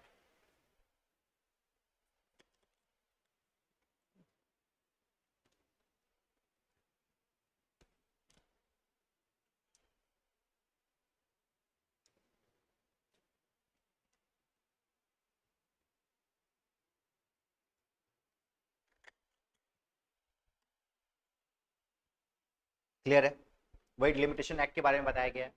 18 18 में लिया गया था, 18, 19, 20, 21, मार्च लास्ट 21 तक था, 22 में वो केस करना चाहता है, कर सकता है क्या, ऐसे कॉन्ट्रैक्ट क्या बन गया, अनइन्फोर्सेबल। नाउ हाँ, एब्सेंस इन राइटिंग का भी एग्जांपल हो सकता है, जिसे बताया था ना तुमको इंश्योरेंस वाला कॉन्ट्रैक्ट, बोल के तुम प्रीमियम भरते गया भरते गया भरते गया, टपक गया, फैमिली वाला पहुंचा, बोला रिटर्न कहाँ है, तो कॉन्ट्रैक्ट क्या बन गया, अनइन्फोर्सेबल। ऐसे होता है, तुम लोग ये सुना होगा कि प्रॉपर्टी खरीदने के लिए हम लोग उसके मालिक को कुछ एडवांस देते हैं, बोलते हैं पकड़िए ना, बाद में रजिस्ट्री कर दीजिएगा, ठीक है, और रजिस्ट्री किया नहीं, एडवांस ले लिया और मर गया, क्या करोगे फिर, कुछ कर सकते हो, कुछ नहीं कर सकते, कॉन्ट्रैक्ट क्या बन गया, अनइन्फोर्सेबल। इसको बोलते हैं एब्सेंस इन राइटिंग। तो सिर्फ ऐसा जरूरी नहीं कि टाइम बाद डेट के कारण ही हुआ, एक्चुअली में ये एब्सेंस इन राइटिंग के कारण भी हो सकता है कॉन्ट्रैक्ट अनइन्फोर्सेबल, ठीक है। अब आते हैं इस चैप्टर का मेन टॉपिक्स, जो कि आगे जो भी टॉपिक्स हम लोग पढ़ेंगे वो काम आने वाला है। अभी हम लोग डिफरेंसेस क्लासिफिकेशन पढ़ रहे थे, जिसमें सेकंड टाइप से फॉर्मेशन के हिसाब से, क्रिएशन के हिसाब से। सर क्रिएशन के हिसाब से कॉन्ट्रैक्ट क्या होता है, चार टाइप का होता है। पहला होता है एक्सप्रेस कॉन्ट्रैक्ट, दूसरा होता है इंप्लाइड कॉन्ट्रैक्ट, तीसरा होता है quasi contract, and last contract होता है क्या, ई कॉन्ट्रैक्ट। सर एक्सप्रेस कॉन्ट्रैक्ट क्या होता है, देखो जब कॉन्ट्रैक्ट बोल के, लिख के, अपना ऑफर को एक्सप्रेस करके क्रिएट किया जाए, तो उसे बोलते हैं क्या, express contract. The contract which is created through expression is known as what, and this expression can be oral और राइटिंग, रिटर्न भी हो सकता है और ओरल भी हो सकता है। हम तुमको बोले कि चलो क्या तुम मेरे को ये मोबाइल दे सकते हो, इट्स एक्सप्रेशन, हाँ दे सकते हैं, इतना रुपया लेंगे, एक्सप्रेशन, इसको बोलते हैं एक्सप्रेस कॉन्ट्रैक्ट। देखो फॉर्मेशन के हिसाब से जो पढ़ेंगे ना, देखने को मिलेगा तुमको हर एक चीज एक कॉन्ट्रैक्ट है, हर एक चीज क्या है, कॉन्ट्रैक्ट है। अभी तुम मेरे पास आया है ट्यूशन पढ़ने, तो तुम मेरे को पैसा दिया होगा फीस, ये जो फीस दिया, क्या वादा लिया मेरे से, सिलेबस कंप्लीट हो जाएगा, क्या ये एक्सप्रेस कॉन्ट्रैक्ट है, यस ये एक्सप्रेस कॉन्ट्रैक्ट है। बट तुम देखने को मिलेगा ना कि हम लोग डेली लाइफ में कुछ भी करते हैं, जो कुछ भी करते हैं वो सारा का सारा कहीं ना कहीं एक कॉन्ट्रैक्ट ही है। से फॉर एग्जाम्पल, कौन कौन बस से आया है, हाथ उठा लो, कौन कौन मेट्रो से आया है, एक बात बताओ, जैसे हम लोग बस में बैठे, जैसे बस में ऐसे ऐसे रोके, बस में बैठे, टिकट कटाए, वैसे कॉन्ट्रैक्ट क्या क्रिएट हो गया उसके साथ, तो मेरा क्या क्रिएट हो गया कि वो मेरे को अपने मेरे डेस्टिनेशन में जाके छोड़ेगा, राइट। इसको बोलते हैं इम्प्लाइड कॉन्ट्रैक्ट। क्या बोलते हो, बिना बोले कॉन्ट्रैक्ट है, बिना बोले क्या है, कॉन्ट्रैक्ट है। जैसे उस बस में चढ़े ना, उस बस में जैसे ही चढ़े, मेरा और कंडक्टर और मेरा और वो ड्राइवर के बीच में कॉन्ट्रैक्ट बन गया कि ये मेरे को डेस्टिनेशन में क्या करेगा, छोड़ेगा, ठीक है। अब सर कैसे कैसे सर कॉन्ट्रैक्ट बन गया, बताते हैं, देखो जैसे मान लो तुम्हारे एरिया से कोई एक बस जा रहा था, मान लो एग्जाम्पल दे रहे तुमको, एक बस है जिसका नाम है सी नंबर बस, आता है हावड़ा से, क्योंकि हम हावड़ा से है तो हम हावड़ा का एग्जांपल दे रहे हैं, हावड़ा से पार्क स्ट्रीट की तरफ। तुम एक बस सी आ रहा था, तुम इसको रोका, जाके बैठ गया, तुमको पता कहाँ जाएगा ये, पार्क स्ट्रीट। बट जब तुम बैठ गया, तुम देखने को मिला कि सब कुछ सज धज के बैठा हुआ है, पता चला कि वो जा रहा है कहीं बारात में, तो बस पार्क स्ट्रीट की जगह पे वो चला गया कहीं और, हावड़ा मैदान। क्या तुम ड्राइवर को गाली देगा, एकदम गाली देगा भाई, क्यों गाली नहीं देगा, अरे भाई तुम यदि सी बस लिखा है, तुमको लिख देना चाहिए, इसलिए तो लोग क्या करता है, इतना स्क्रीन पे चिपका के रखता है, यदि कहीं कोई शादी वगैरह में जा रहा है तो लोग चिपका के रखता है। वो चिपकाने का मतलब ये है कि there is no implied contract. But यदि आप चिपकाते नहीं हो तो हम लोग ये मानेंगे कि कहाँ जाएगा अब ये हावड़ा से खुलेगा, कहाँ जाएगा, पार्क स्ट्रीट ही जाएगा। आपको कहीं और लेके जाना तो आपको लिख के बताना पड़ेगा, समझ में आ रहा बात। इसको बोलते हैं क्या, इम्प्लाइड कॉन्ट्रैक्ट, जो बिना बोले हो जाए, बिना एक्सप्रेस किए जो कॉन्ट्रैक्ट क्रिएट हो जाए, उसे बोलते हैं क्या, इम्प्लाइड कॉन्ट्रैक्ट। अभी देखो एक और एग्जांपल दे सकते हैं, अभी तुमको निकला, अभी छुट्टी हुआ मान लो, अभी ब्रेक मिला ना, 1 घंटे का, आधा घंटा ब्रेक मिला, बाहर गए हम लोग, मस्त चाय पीने गए, दुकानदार के पास खड़े थे, चाय हमको पकड़ा दी, सबको पकड़ा था, हमको ही पकड़ा दिया, हम चाय पी लिए। चाय पीने के बाद जाने लगे, दुकानदार क्या करेगा, पैसा मांगेगा। हम बोले हम आपसे मांगे थे चाय, हम तो खड़े थे, आप मेरे को पकड़ा दिए, हम पकड़ लिए। ऐसा बोल के बच सकते क्या? नहीं, क्योंकि सर जैसे ही आप चाय पकड़े ना, वैसे कॉन्ट्रैक्ट क्या हो गया, क्रिएट हो गया कि आपको चाय चाहिए, आपको चाय क्या चाहिए, चाहिए। समझ रहा बात, समझ रहा बात। इस टाइप का कॉन्ट्रैक्ट है, एक्सप्रेस कॉन्ट्रैक्ट है नहीं। कॉन्ट्रैक्ट कौन सा कॉन्ट्रैक्ट है, इम्प्लाइड कॉन्ट्रैक्ट है, बिना बोले कॉन्ट्रैक्ट बन गया। थर्ड एग्जाम्पल, अभी मान लीजिए आप ट्रेन से जस्ट उतरे ही थे, पूरी दौड़ते हुए आए आपके पास, बोला अरे बाबूजी सामान उठा ले क्या, बोले हाँ उठा लीजिए, मेरा क्या है, सामान मस्त उठा के अपना चल रहा है, पूरा एकदम टैक्सी स्टैंड के पास पहुंचा, उतारा, बोला हाँ ठीक है चलिए, हम बोले चलिए ठीक है, बहुत बहुत बहुत धन्यवाद, जाइए। बोला धन्यवाद नहीं, हमको कम से कम गांधी दीजिए। हम बोलेंगे कि हम आपको बोले थे ये उठाने के लिए, ऐसा बोल के बच सकते हैं नहीं, because there is a implied contract. जैसे ही वो उठाया और हम इसको रोके नहीं ना, ये नहीं रोकना ही मेरे अपने आप में कॉन्ट्रैक्ट क्रिएशन हो गया। समझ रहा बात, इसको बोलते हैं इम्प्लाइड कॉन्ट्रैक्ट, बिना बोले जो कॉन्ट्रैक्ट हो जाए। अभी एक एग्जांपल दे रहे हैं, मान लीजिए मेरा एक एटीएम कार्ड है एसबीआई का, हम इसको दिए सलोनी को कि जाओ भाई एटीएम से मेरा 50,000 निकाल के लेके आ जाओ। गई वो, पासवर्ड इसको बता दिया, पासवर्ड मारी, पासवर्ड मारने के बाद पैसा निकालते वक्त हाथ में आया हाफ, और हाफ उसी में रह गया, कट गया पैसा। क्या हम एसबीआई के ऊपर केस कर सकते हैं, सोचो तो। हाँ, क्या बोलेंगे जाके, एसबीआई के ऊपर केस कर सकते हैं, एकदम बोला तो तुम लोग एकदम हाँ, बट हम जाके कोर्ट में क्या बोलेंगे, हाँ हाँ हमको रिसीट नहीं हुआ, तो एसबीआई बोलेगा, एसबीआई बोलेगा, कोर्ट छोड़ दे, एसबीआई बोलेगा कि आपको रिसीव नहीं हुआ, क्यों रिसीव नहीं हुआ,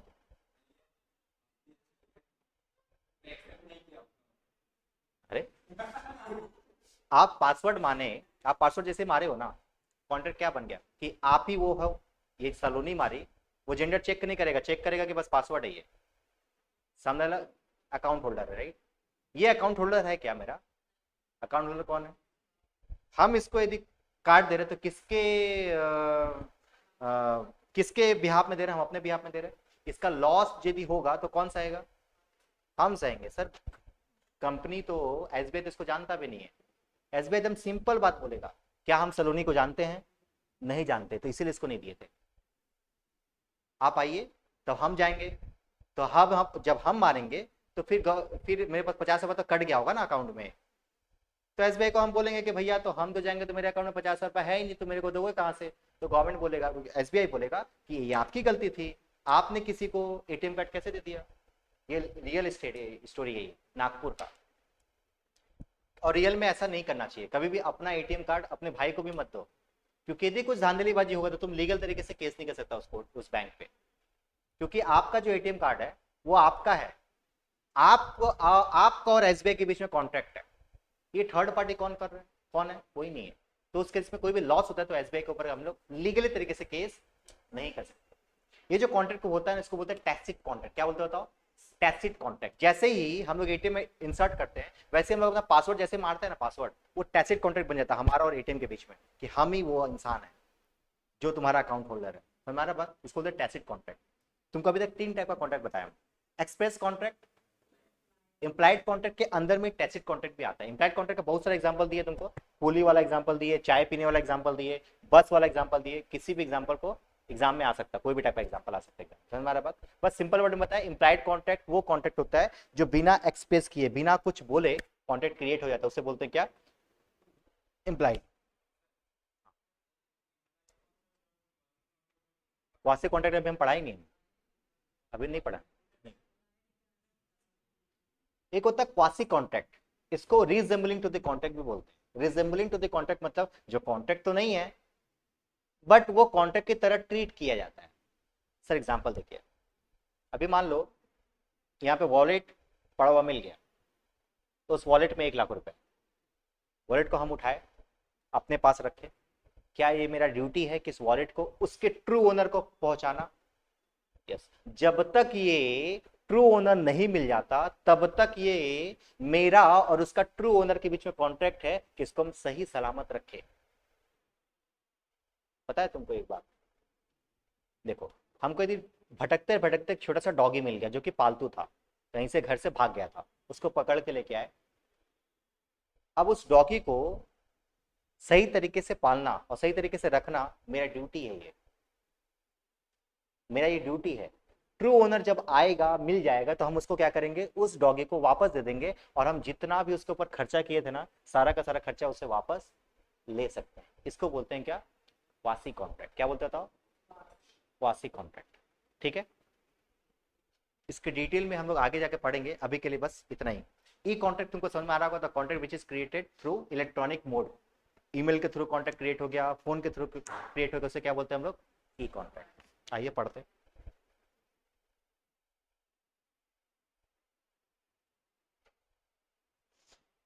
देखो एक्सप्रेस कॉन्ट्रैक्ट क्या होता है। Contract would be express contract if the term are expressly by words और बाय इन राइटिंग, या तो बोल के या तो फिर लिख के कोई कॉन्ट्रैक्ट क्रिएट हो, उससे क्या बोलते हैं हम लोग, एक्सप्रेस कॉन्ट्रैक्ट। इम्पैक्ट कॉन्ट्रैक्ट क्या होता है, impact contract is a contract comes into the existence by the implication, बिना कुछ बोले इम्प्लीकेट कर कुछ कर दिए कॉन्ट्रैक्ट क्या हो गया, क्रिएट हो गया। Most often the implication of the by action और बाय कंडक्ट, यहाँ पे जो की वर्ड्स है वो क्या है, बाय एक्शन और बाय कंडक्ट, या तो कुछ कर दिए या तो कुछ नहीं किए, अपने आप में चुपचाप रहे तो भी कॉन्ट्रैक्ट कॉन्ट्रैक्ट है। ठीक है, जैसे कि चाय दिया कुछ नहीं बोला, क्या ये भी इम्प्लाइड कॉन्ट्रैक्ट है, हाँ यस कॉन्ट्रैक्ट है। देखिए एग्जाम्पल 26-27 पढ़ो एक बार, पढ़ा चुके, देखो 26 पढ़ चुके हैं।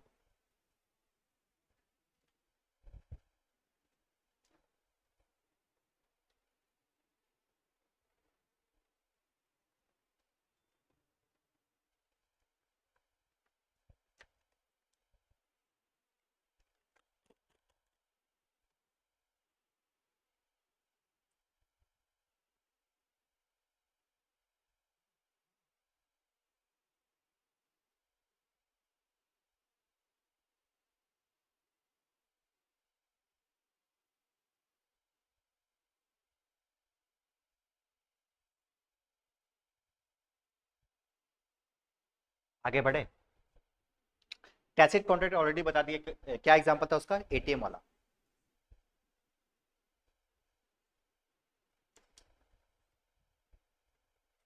ठीक है, इसको एक बार रीड कर लेना घर से, आ जाओ।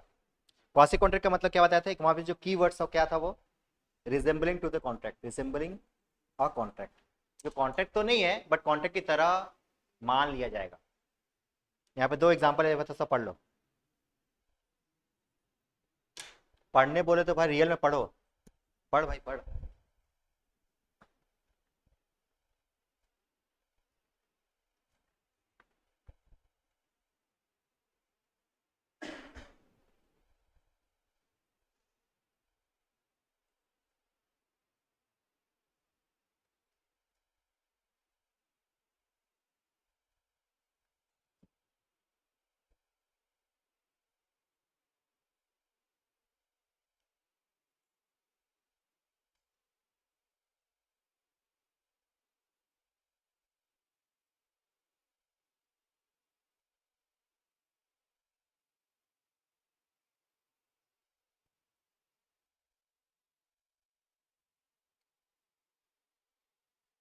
ठीक है, ई कॉमर्स ई सॉरी ई कॉन्ट्रैक्ट उतना इंपॉर्टेंट है नहीं, बस खाली इतना जान जो कि बस इलेक्ट्रॉनिक मोड के थ्रू कॉन्ट्रैक्ट क्रिएट किया गया, इसे क्या बोलते हैं, ई कॉन्ट्रैक्ट। आ जाओ।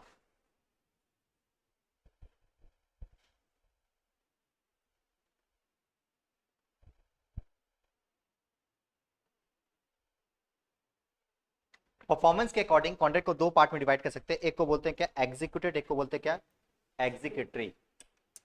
देखो कॉन्ट्रैक्ट मेरे और तुम्हारे बीच में हुआ था कि हम आपको ये बिल्डिंग रेडी करेंगे और आपको मेरे को बदले में 2 करोड़ रुपए देना है। कॉन्ट्रैक्ट क्या था, बिल्डिंग बनाना, 2 करोड़ रुपए देना, ये कॉन्ट्रैक्ट था। ये हम भी बिल्डिंग बना दिया और आप भी 2 करोड़ रुपए दे दिए, इसको बोलते हैं executed contract. The contract in which both the party है परफॉर्म देयर ड्यूटीज। ऐसा कॉन्ट्रैक्ट जहां पे दोनों पार्टी अपना अपना ड्यूटी परफॉर्म कर चुके हैं उसे बोलते हैं क्या, एग्जीक्यूटेड कॉन्ट्रैक्ट। और एक होता है एग्जीक्यूटरी कॉन्ट्रैक्ट। एग्जीक्यूटरी कॉन्ट्रैक्ट भी दो तरीके का हो सकता है, एक होता है क्या, यूनिलैटरल, दूसरा क्या होता है, बायलैटरल। सो यूनिलैटरल मतलब एक, बायलैटरल मतलब दोनों। एग्जीक्यूटरी का मतलब तुमको समझ में आ रहा होगा, the contract in which the performance should be done in future. एक ऐसा कॉन्ट्रैक्ट जहां पे परफॉर्मेंस कहां पे होगा, फ्यूचर में होगा, उसे बोलते हैं क्या, एग्जीक्यूटिव कॉन्ट्रैक्ट। अब ये दो तरीके का हो सकता है, यूनिलैटरल और बाइलैटरल। देखो याद करने का तरीका, एग्जीक्यूटेड मतलब पास्ट टेंस कंप्लीट हो गया, ठीक है, दोनों दिन कंप्लीट कर लिया। एग्जीक्यूटरी फ्यूचर टेंस, फ्यूचर में होगा, हमारा बात। तो जब फ्यूचर में जो होगा तो उसको दो पार्ट में डिवाइड कर सकते हैं, यूनिलैटरल, दूसरा क्या होता है, बाइलैटरल। यूनिलैटरल का मतलब क्या होता है, जहां पे दोनों पार्टी में से एक पार्टी, दोनों पार्टी में से एक पार्टी क्या है, अपना ड्यूटी कंप्लीट कर लिया, दूसरा पार्टी क्या किया है, अभी बाकी है, उसे बोलते हैं यूनिलैटरल। जैसे फॉर एग्जांपल आपने अभी फीस पेमेंट कर दिया पूरा का पूरा, हम लोग ड्यूटी क्या करेंगे, कंप्लीट करेंगे फ्यूचर में। तो ये था एग्जीक्यूटिव यूनिलैटरल एग्जीक्यूटिव कॉन्ट्रैक्ट, जहां पे एक जन परफॉर्म कर ले, दूसरा पार्टी परफॉर्म करेगा। और एक होता है बाइलैटरल, दोनों पार्टी अपना अपना परफॉर्मेंस बाकी किया है, बस कॉन्ट्रैक्ट में सिग्नेचर कर दिया है, ड्यूटी कंप्लीट करेगा कब, बाद में। जैसे फॉर एग्जांपल सर, एग्जांपल के लिए बाइलैटरल का एग्जांपल बताया सर, जैसे फॉर एग्जांपल देखो, बात हो गया कि 22 तारीख को शादी है, 22 तारीख को आपका पूरा का पूरा घर को हम लोग को सजाना है फ्लावर से, ठीक है। 22 तारीख को शादी है, पेमेंट भी हम 22 तारीख को करेंगे, सजाएंगे भी 22 तारीख को, बात खाली आज हो गया, जिसे बोलेंगे क्या, बाइलैटरल कॉन्ट्रैक्ट। दोनों पार्टी कॉन्ट्रैक्ट को कंप्लीट करेगा कहां पे, फ्यूचर में, उसे बोलते हैं क्या, बाइलैटरल कॉन्ट्रैक्ट। एग्जीक्यूटिव कॉन्ट्रैक्ट क्या होता है, एग्जीक्यूटिव कॉन्ट्रैक्ट क्या होता है, जो ऑलरेडी, और एग्जीक्यूटिव में, एग्जीक्यूटिव मतलब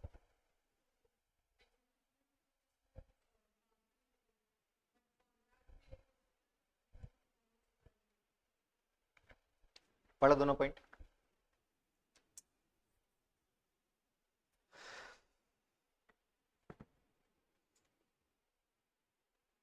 ऑनलाइन आप लोगों से एक क्वेश्चन पूछे हम, तुम लोग बोलेगा तो क्वेश्चन पूछेंगे, अदरवाइज नहीं पूछेंगे। बहुत इंपॉर्टेंट क्वेश्चन होगा, हमारे एग्जाम में आने वाला क्वेश्चन।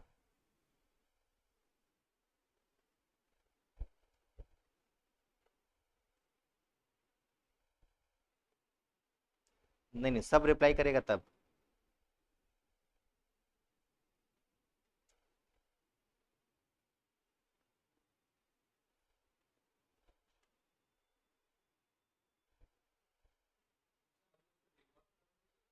हाँ हाँ, ऑब्वियसली हाँ।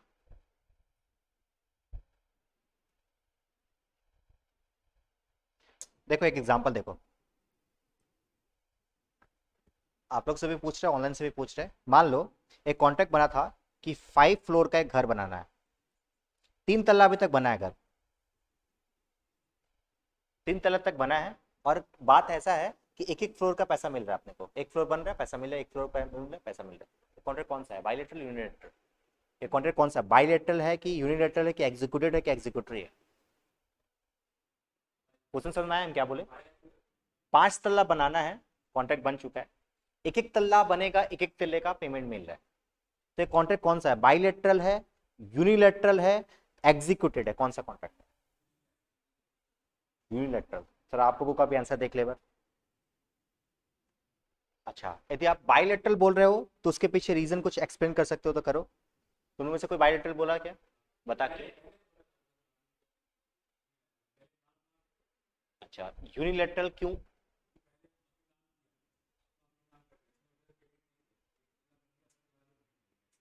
अच्छा, और तुम लोगों में से कुछ बताएगा कोई, तुम लोग कुछ नहीं मानता क्या, इस एग्जांपल में इसको कुछ नहीं मानता, आंसर दो कुछ। बिल्ड कॉन्ट्रैक्ट मेरे तुम्हारे बीच में, हम कॉन्ट्रैक्टर है, तुम्हारा बिल्डिंग हम रेडी करेगा, 5 तल्ले का बिल्डिंग बनाना है मेरे को।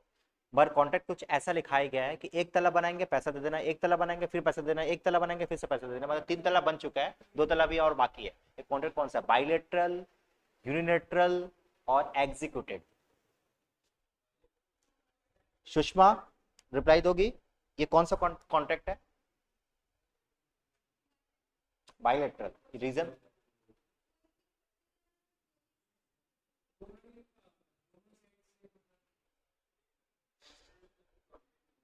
बायलैटरल है क्योंकि वो पहले ही डिसाइड हो चुका है जो फ्यूचर में बनाया जाएगा और पेमेंट भी साथ में होगा, फ्लोर बनाने के बाद पैसा मिल रहा है, इसलिए बायलैटरल है। अच्छा, and the answer is it's a bilateral contract. एकदम सही करेक्ट एक्सप्लेनेशन है सुषमा। बोला गया एकदम सिंपल, क्योंकि कॉन्ट्रैक्ट जब क्रिएट किया गया था उसी समय ये बोल दिया गया था ना कि जैसे जैसे बनेगा वैसे वैसे कंप्लीट करेंगे, इसको बोलेंगे बाईलेटरल कॉन्ट्रैक्ट। तो हमारा बात, ये एग्जाम में आया हुआ क्वेश्चन था, ठीक है। क्यों बोलेंगे, क्योंकि देखो एक तला मिला, एक तला कंप्लीट किया, एक कंप्लीट किया, बी का पैसा मिल गया, तो बाईलेटरल हुआ ना भाई। दो तल्ला अभी भी बायलेटरल है, बायलेटरल एग्जीक्यूटेड है, बायलेटरल एग्जीक्यूटरी है। हमारा बात, दोनों पार्टी अपना परफॉर्म कर दिया एक तल्ला के लिए, दूसरे तल्ले के लिए बाकी है, दोनों बायलेटरल ही है। बस यहां तक हम लोगों ने डिफरेंसेस पढ़ लिया है और इस चैप्टर का सब्सटेंशियल पार्ट कवर हो गया है, बेसिक चीज हम लोगों ने पढ़ लिया है। अब यहां से नया समझ लो, नया टॉपिक चालू हो रहा है। इस टॉपिक का नाम है ऑफर एंड एक्सेप्टेंस। पढ़ाएंगे सर? हाँ आज ही पढ़ाएंगे। देखो समझाते हैं, पहले तुमको ऊपर में लेके जाते हैं। देखो ये पढ़े थे ना हम लोग यहाँ पे, ये जो एसेंशियल एलिमेंट पढ़े थे ना, उस एसेंशियल एलिमेंट्स में सबसे पहला पॉइंट क्या था? और एग्रीमेंट तुमको पता है, ऑफर प्लस एक्सेप्टेंस से ही एग्रीमेंट बनता है, राइट। तो अब हम लोग इस यूनिट में ऑफर एंड एक्सेप्टेंस के बारे में हम लोगों को पढ़ना है कि ऑफर क्या होता है, ऑफर कितने टाइप का होता है, ऑफर का क्या क्या रूल्स एंड रेगुलेशन है, ये सारे के सारे चीज पढ़ेंगे। फिर पढ़ेंगे एक्सेप्टेंस क्या होता है, एक्सेप्टेंस का क्या रूल्स एंड रेगुलेशन है, वो सारा का सारा चीज पढ़ेंगे। तो आइए स्टार्ट करते हैं। रियल में बताओ तो अभी से चैप्टर स्टार्ट हो रहा है। अभी तक सिर्फ हम लोग बैकग्राउंड रेडी कर रहे थे, कॉन्ट्रैक्ट क्या होता है। अभी तक देखो सब चीज में सिर्फ कॉन्ट्रैक्ट के बारे में पढ़े हैं। देख लो एक बार कहीं पे भी देखो, कॉन्ट्रैक्ट कितने टाइप का होता है ये पढ़े हम लोग। अभी कॉन्ट्रैक्ट का क्लासिफिकेशन अलग अलग क्या क्या मोड है वो सब पढ़े। अभी हम लोग पढ़ रहे हैं अब अंदर से ऑफर क्या होता है। अच्छा ऑफर क्या होता है ऑलरेडी डेफिनेशन सबको याद है। सेक्शन नंबर 2, सेक्शन नंबर 2 ए क्या बोलता है बताओ। Section number 2 A, when one person signifies himself to another one to do something or not to do something with the s and there to is known as what? Offer. अच्छा offer कितने type का होता है, पहले type पढ़ाते हैं। Offer को बनाने का दो तरीका टाइप्स को, ये एक एक्सप्रेस इंप्लाइड जनरल ऑफर है, स्पेसिफिक ऑफर। पहले बताते हैं, बताओ मेरे को ऑफर और इनविटेशन टू ऑफर में क्या अंतर है, समझाते हैं। हम तुमको एग्जांपल दे रहे हैं, मेरे को बताओ। हम ऐसे खड़ा हुए बोले कि जिसको जिसको ये पेन चाहिए 10-10 रुपया मेरे को जमा करो, क्या ये मेरा ऑफर था? हाँ। अभी हम बाहर एडवर्टाइजमेंट किए कि जिसको जिसको ये पेन चाहिए आप हमारे रेस्पेक्टिव कोचिंग सेंटर्स में आके 10 रुपीज दे के ये पेन को खरीद सकते हो, क्या ये मेरा ऑफर था? अभी एक एग्जांपल दे रहे, कोई दिल पे मत लेना, किससे ले बताओ। जो दिल पे नहीं लेगा वही बताना, उसका नाम पे हम एक एग्जांपल देंगे। नाम फिर भूल गया भाई, सुरुचित सिंह जॉय।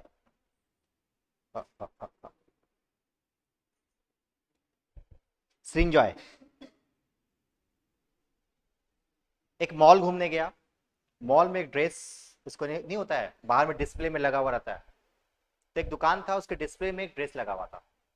संजय देखा, उसको बहुत पसंद आया ड्रेस, दौड़ते हुए गया दुकानदार के पास, बोला कि वो जो ड्रेस लगा हुआ ना डिस्प्ले में, वो ड्रेस मेरे को चाहिए।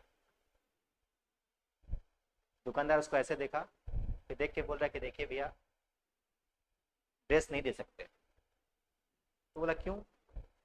दुकानदार बोल रहा है कि नहीं दे सकते। तो बोला नहीं सर देखिए आपने ऑफर दिया, हमने एक्सेप्ट किया, अब तो कॉन्ट्रैक्ट क्रिएट हो गया, एग्रीमेंट क्रिएट हो गया, तो अब इसको डिनाई नहीं कर सकते। बोला नहीं एक्चुअली क्या है ना कि जो ड्रेस यदि आपको देंगे तो ड्रेस का बेइज्जती होगा, तो ड्रेस आप पहनने लायक नहीं हो। तो ऐसा कुछ कॉन्ट्रैक्ट था। तो कहने का मतलब ये है कि सर डिस्प्ले यदि हम लोग कर रहे हैं, किसी भी दुकान के बाहर जो डिस्प्ले लगा हुआ होता है, क्या वो ऑफर है? सोचो एक बार, सोच के बताओ क्या वो ऑफर है? देखो यदि ऑफर है तो उसको एक्सेप्ट कर सकते हो तुम, क्या ये ऑफर है?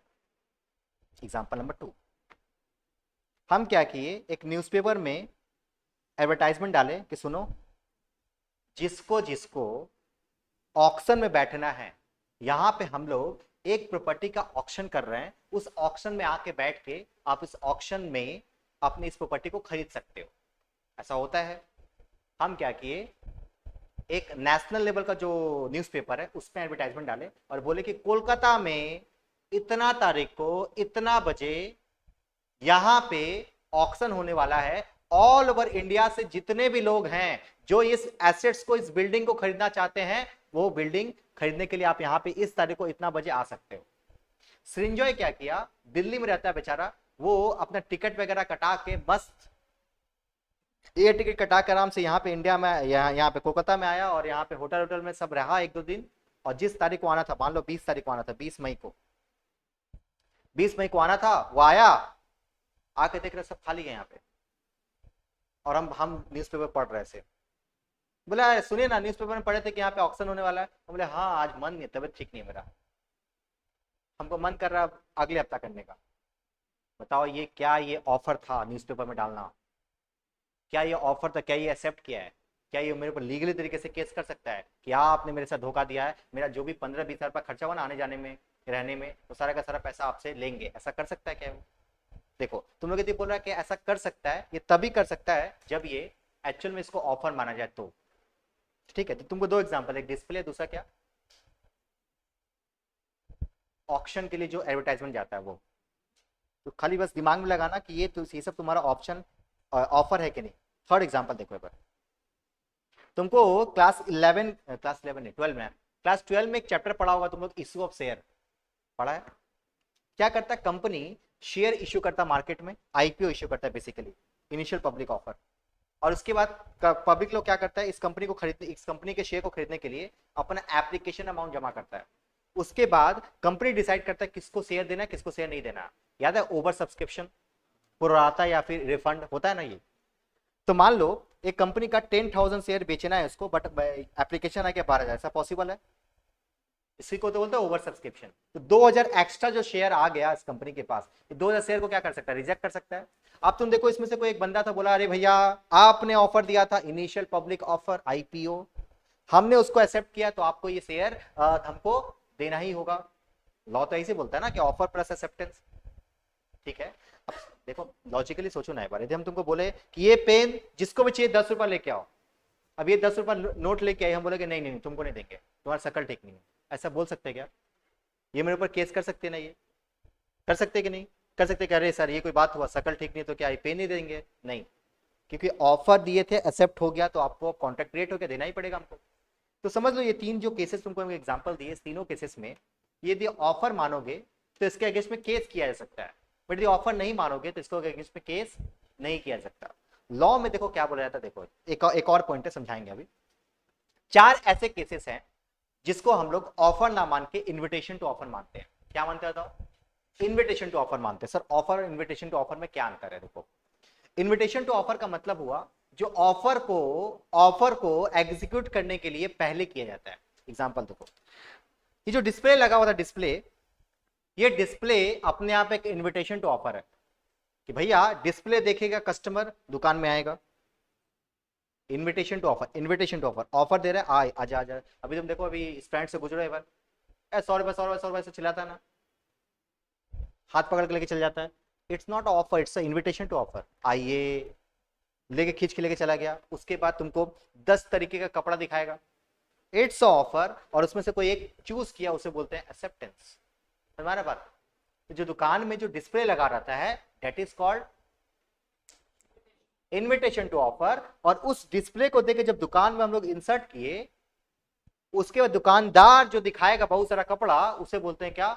ऑफर। उसमें से एक रेड टी शर्ट मेरे को पसंद आया, एक्सेप्टेंस। तीनों बनते समझ में आया? इन्विटेशन टू ऑफर के अगेंस्ट में केस नहीं किया जा सकता, बट ऑफर के अगेंस्ट में केस किया जा सकता है। यदि हम इस पेन को यहां पे खाली रख दे, कुछ बोले नहीं, इट्स इन्विटेशन टू ऑफर। यदि हम पेन को बोल दे, इस पेन को जिसको भी चाहिए 10 रुपए में मिलेगा, उसे बोलते हैं क्या? हमारा बात दोनों में।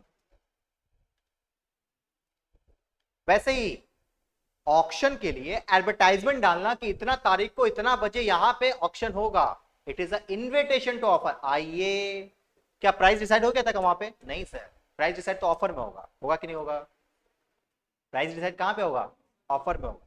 तो इन्विटेशन टू ऑफर होगा, इसलिए इसके अगेंस्ट में केस नहीं कर सकता। मतलब सिंह जो चाहे भी तो मेरे ऊपर केस नहीं कर सकता। थर्ड केसेस क्या था? आईपीओ। जाहिर सी बात है, जब कंपनी शेयर रिफंड करता है, कंपनी शेयर का पैसा जब रिफंड कर देता है, तो हम लोग कंपनी के ऊपर केस कर सकते हैं क्या?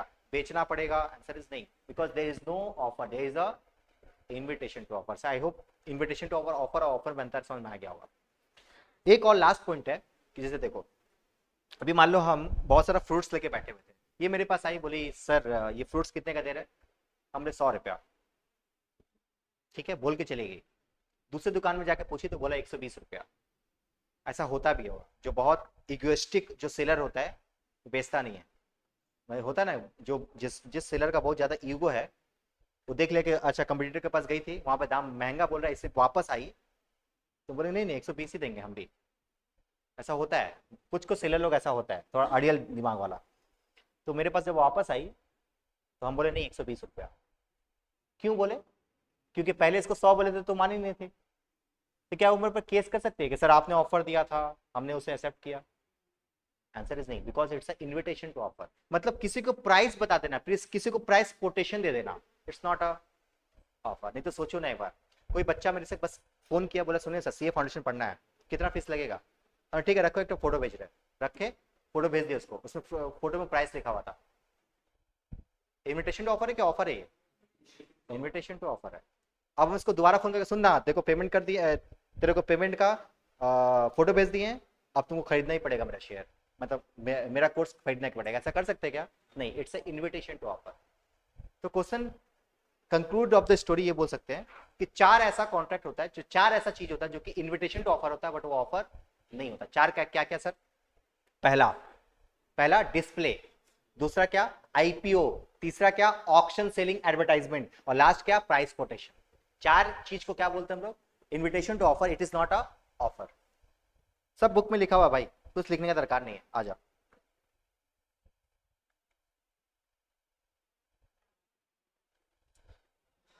देखो यहाँ पे,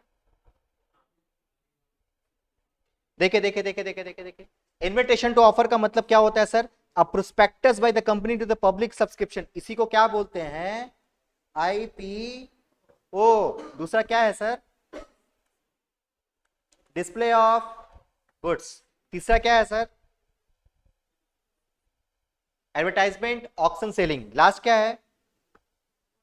प्राइस को कोट करना, कितना रुपए में बेच रहे हैं, बस ये बता देना। It's not a offer, it's a invitation to offer. अब यहाँ पे offer and invitation to offer में अंतर दिया हुआ है, आराम से पहले रीड कीजिए, देखो समझ में आ रहा है क्या? देखो तो ऑफर का डेफिनेशन तो ऑलरेडी आपको पता है, तो यहाँ पे टाइम वेस्ट मत कीजिए, इसको मत पढ़िए, इसको पढ़िए। इन्विटेशन टू ऑफर का मतलब क्या होता है? Where a party without expressing his final willingness proposes certain terms on which he is willing to negotiate, he does not make an offer but only invites the other party to make the offer on those terms। इस term पे आप contact बना लीजिए हमारे साथ। इसके लिए जब हम बुलाते हैं, it's a invitation to offer, it's not a intention to create legal relationship. पढ़ लो एक बार, देखो दोनों तीनों चीज क्लियर है क्या? देखो तो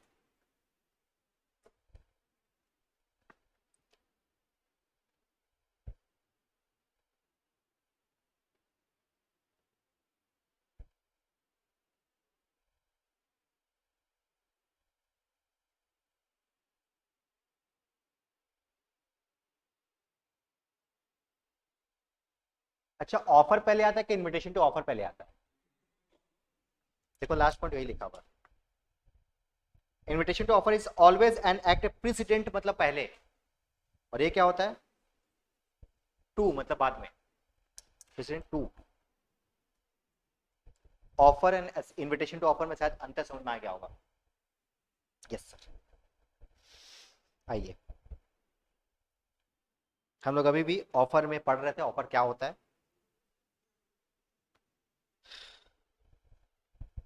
अब काइंड्स ऑफ ऑफर में देखो, सबसे पहला ऑफर है general offer.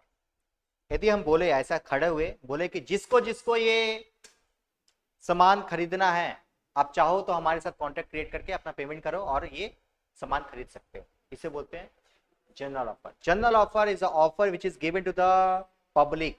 General offer is offer which is given to the public, is known as what?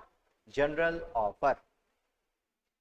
And general offer की खासियत है, it can be accept by anyone from the public. हम खड़े होके यदि बोले जिसको भी मोबाइल चाहिए ये ले लेना, ये जनरल ऑफर था क्या? हाँ, कि कोई भी आएगा, मेरा दुश्मन भी आएगा तो उसको बेचना पड़ेगा हमको? Answer is just it's a general offer. General offer is the offer which is given to the public, anyone from the public can accept it, anyone from the public can accept it। अब इसमें एक बहुत अच्छा example और बहुत बड़ा case study जो exam में आया हुआ क्वेश्चन था, वो था तुम्हारा ये देखो, कालिल वर्सेस कार्बोलिक स्मोक बॉल।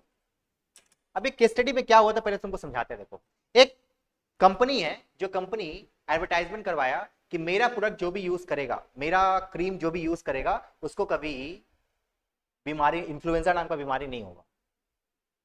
तो उसमें एक औरत थी, वो क्या की, उस मूवी, उस पर्टिकुलर एडवर्टाइजमेंट को टीवी में देखी और देखने के बाद उसको मंगवाई और मंगाने के बाद उसको यूज की, तो पता चला कि उसको इन्फ्लुएंजा हो गया।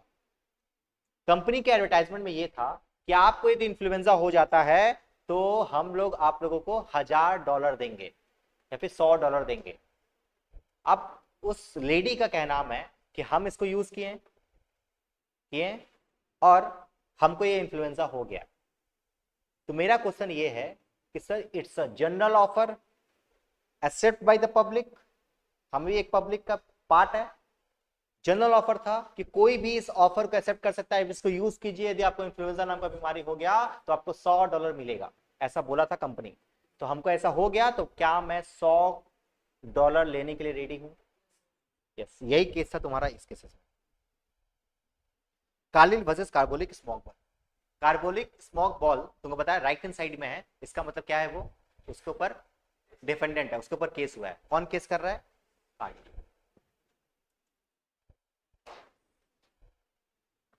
एक बार पढ़ लो। देखो पहले जनरल ऑफर का पहले डेफिनेशन पढ़ा देते, रुक जाओ। देखो क्या लिखा है। General offer, it is an offer made to the at large and hence anyone can accept and desire. अपने डिजायर के अनुसार कोई भी चाहे तो, पब्लिक में से कोई भी इंसान चाहे तो उसको एक्सेप्ट कर सकता है। केस स्टडी में यही था। देखो, held she could recover the amount as by using the smoke balls and she had accepted the offer। क्योंकि ये जनरल ऑफर था, कोई भी बंदा इसको एक्सेप्ट कर सकता है, और वो कालिल नाम की जो लड़की थी वो उसको एक्सेप्ट की थी, तो ये माना जाएगा कि कालिल कंपनी को, कालिल को पैसा देना पड़ेगा। समझ में आया बात? ठीक है, इसके बाद का टॉपिक्स हम लोग नेक्स्ट क्लास पढ़ेंगे। ठीक है, और 2 क्लास लगेगा इस पूरे चैप्टर को खत्म करने में, यूनिट 1 को खत्म करने में। ठीक है, पहले बताओ, लास्ट क्लास हम एक क्वेश्चंस बोले थे लिख के लेके आने के लिए, कौन कौन लिख के लेके आया है? अच्छा, हम थोड़ा सा ऐसे एक्सप्लेनेशन तुमको ये कर रहे हैं, देखना है। जब भी एग्जाम में डायरेक्ट क्वेश्चंस आए, शांत हो जा भाई, छुट्टी नहीं दी है, शांत हो जा। अभी देखो एक बार हम क्या बोले, सुनो। हम बोल रहे हैं जो पहला क्वेश्चन जो तुमको दिए थे हम, ये क्वेश्चन था all the contracts are agreement but all the agreements are not contract. अब इसको एक्सप्लेन कैसे करेंगे? तुम लोग कैसे एक्सप्लेन किया? कोई बताएगा? थोड़ा सा बताओ मेरे को, कैसे एक्सप्लेन किया? पढ़ना नहीं है, पढ़ना नहीं है, खाली बस ऐसे बताओ।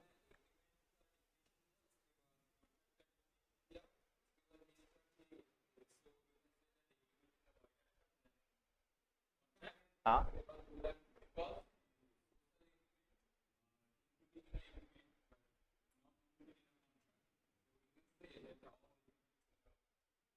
All the agreements are contract. और किसी का कुछ एक्सप्लेनेशन का तरीका बताओ, तुमसे तुमसे।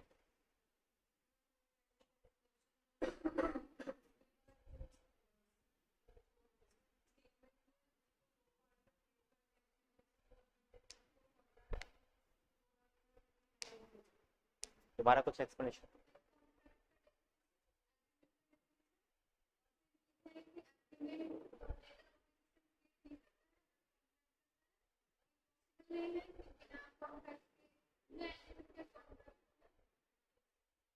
ऑनलाइन वाले बच्चे आप लोग भी ना अपना आंसर लिख के मेरे को भेज सकते हो आप व्हाट्सएप पे। ठीक है, अब देखो एक बार, तुम्हें जो सॉल्यूशन देखोगे इसका, जो इंस्टीट्यूट दिया है वो भी उसी तरीके से दिया है, बट लिखने का तरीका थोड़ा सा ट्यून को चेंज किया है। देखो, तुम देखोगे यहां से लेके यहां तक, यहां तक जो डेफिनेशन था वो क्या था? एग्रीमेंट का। और उसके बाद यहां से लेके यहां तक ये क्या है? कॉन्ट्रैक्ट। ठीक है, उसके बाद बोल रहा है, ये थर्ड पैराग्राफ होगा, it means that to become a contract and agreement must give a right to legal obligation. बस उसी कॉन्ट्रैक्ट को ही एक्सप्लेन किया है कि सर कोई कॉन्ट्रैक्ट को क्रिएट करने के लिए एग्रीमेंट के साथ साथ लीगल ऑब्लिगेशन होना जरूरी है, दैट इज लीगल ड्यूटी तो ही यहां तक।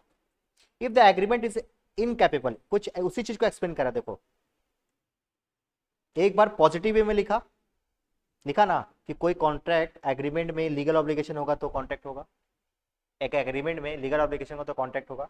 बोला कि यदि कोई एग्रीमेंट जो इनकैपेबल है, इम्पॉसिबल लॉ नहीं है तो कॉन्ट्रैक्ट नहीं है। बस यहां से लेके आते तो एक ही एक्सप्लेनेशन है, एक बार पॉजिटिव वे में एक बार नेगेटिव वे में, नहीं होगा तो क्या होगा वो, ठीक है। उसके बाद देखो there can be agreement which are not enforceable by law such social moral and religion agreement, जो भी एग्रीमेंट जिसको इन्फोर्स नहीं कर सकते वो सब क्या हो जाएगा, सोशल एग्रीमेंट हो जाएगा, ये सब चीज हो जाएगा, ठीक है सर। उसके बाद the agreement is wider term than the contract, कहीं ना कहीं डिफरेंसेस उठाया है। All the agreements need not to necessary become, ये लाइन आप नहीं भी लिखोगे तो चलेगा। और उसके बाद देखो कैसे एक्सप्लेन किया है, कितना ब्यूटीफुली एक्सप्लेन किया है। पहला बोला है, पहले सम्स का पहला part all the agreements are not contract, फिर एक्सप्लेन किया all the contracts are agreements, और लिखने का बाद वही लिखा है। और लास्ट में खाली ये लिखा है 10 we can say that there can be agreement without in becoming the contract but we can't have a contract without agreement, ठीक है। तो एक्सप्लेनेशन जब हम लोग उसका आंसर पढ़ते हो ना तुम लोग, तो आंसर को जैसे हम अभी तोड़ तोड़ के सीखना स्टार्ट किए, वैसे तुम लोगों को तोड़ तोड़ के सीखना स्टार्ट करना है। और इसको लिखना कैसे है सर, ज्यादा कोशिश करना इसको बुलेट्स फॉर्म में लिखो इस तरीके से। जैसे फर्स्ट पैराग्राफ एग्रीमेंट का डेफिनेशन आप फर्स्ट बुलेट्स में लिखे, फिर कॉन्ट्रैक्ट का डेफिनेशन सेकंड बुलेट में लिखे, फिर एक कॉन्ट्रैक्ट एग्रीमेंट क्या क्या है, अंतर अंतर अंतर वो सब चीज यहाँ पे लिखे। तो बुलेट्स में लिखने से आंसर दिखता है, ठीक है। ये बुलेट्स किसमें, जब डायरेक्ट क्वेश्चन आएगा तो बुलेट्स में लिखने का कोशिश करो, ठीक है। जाओ बाय।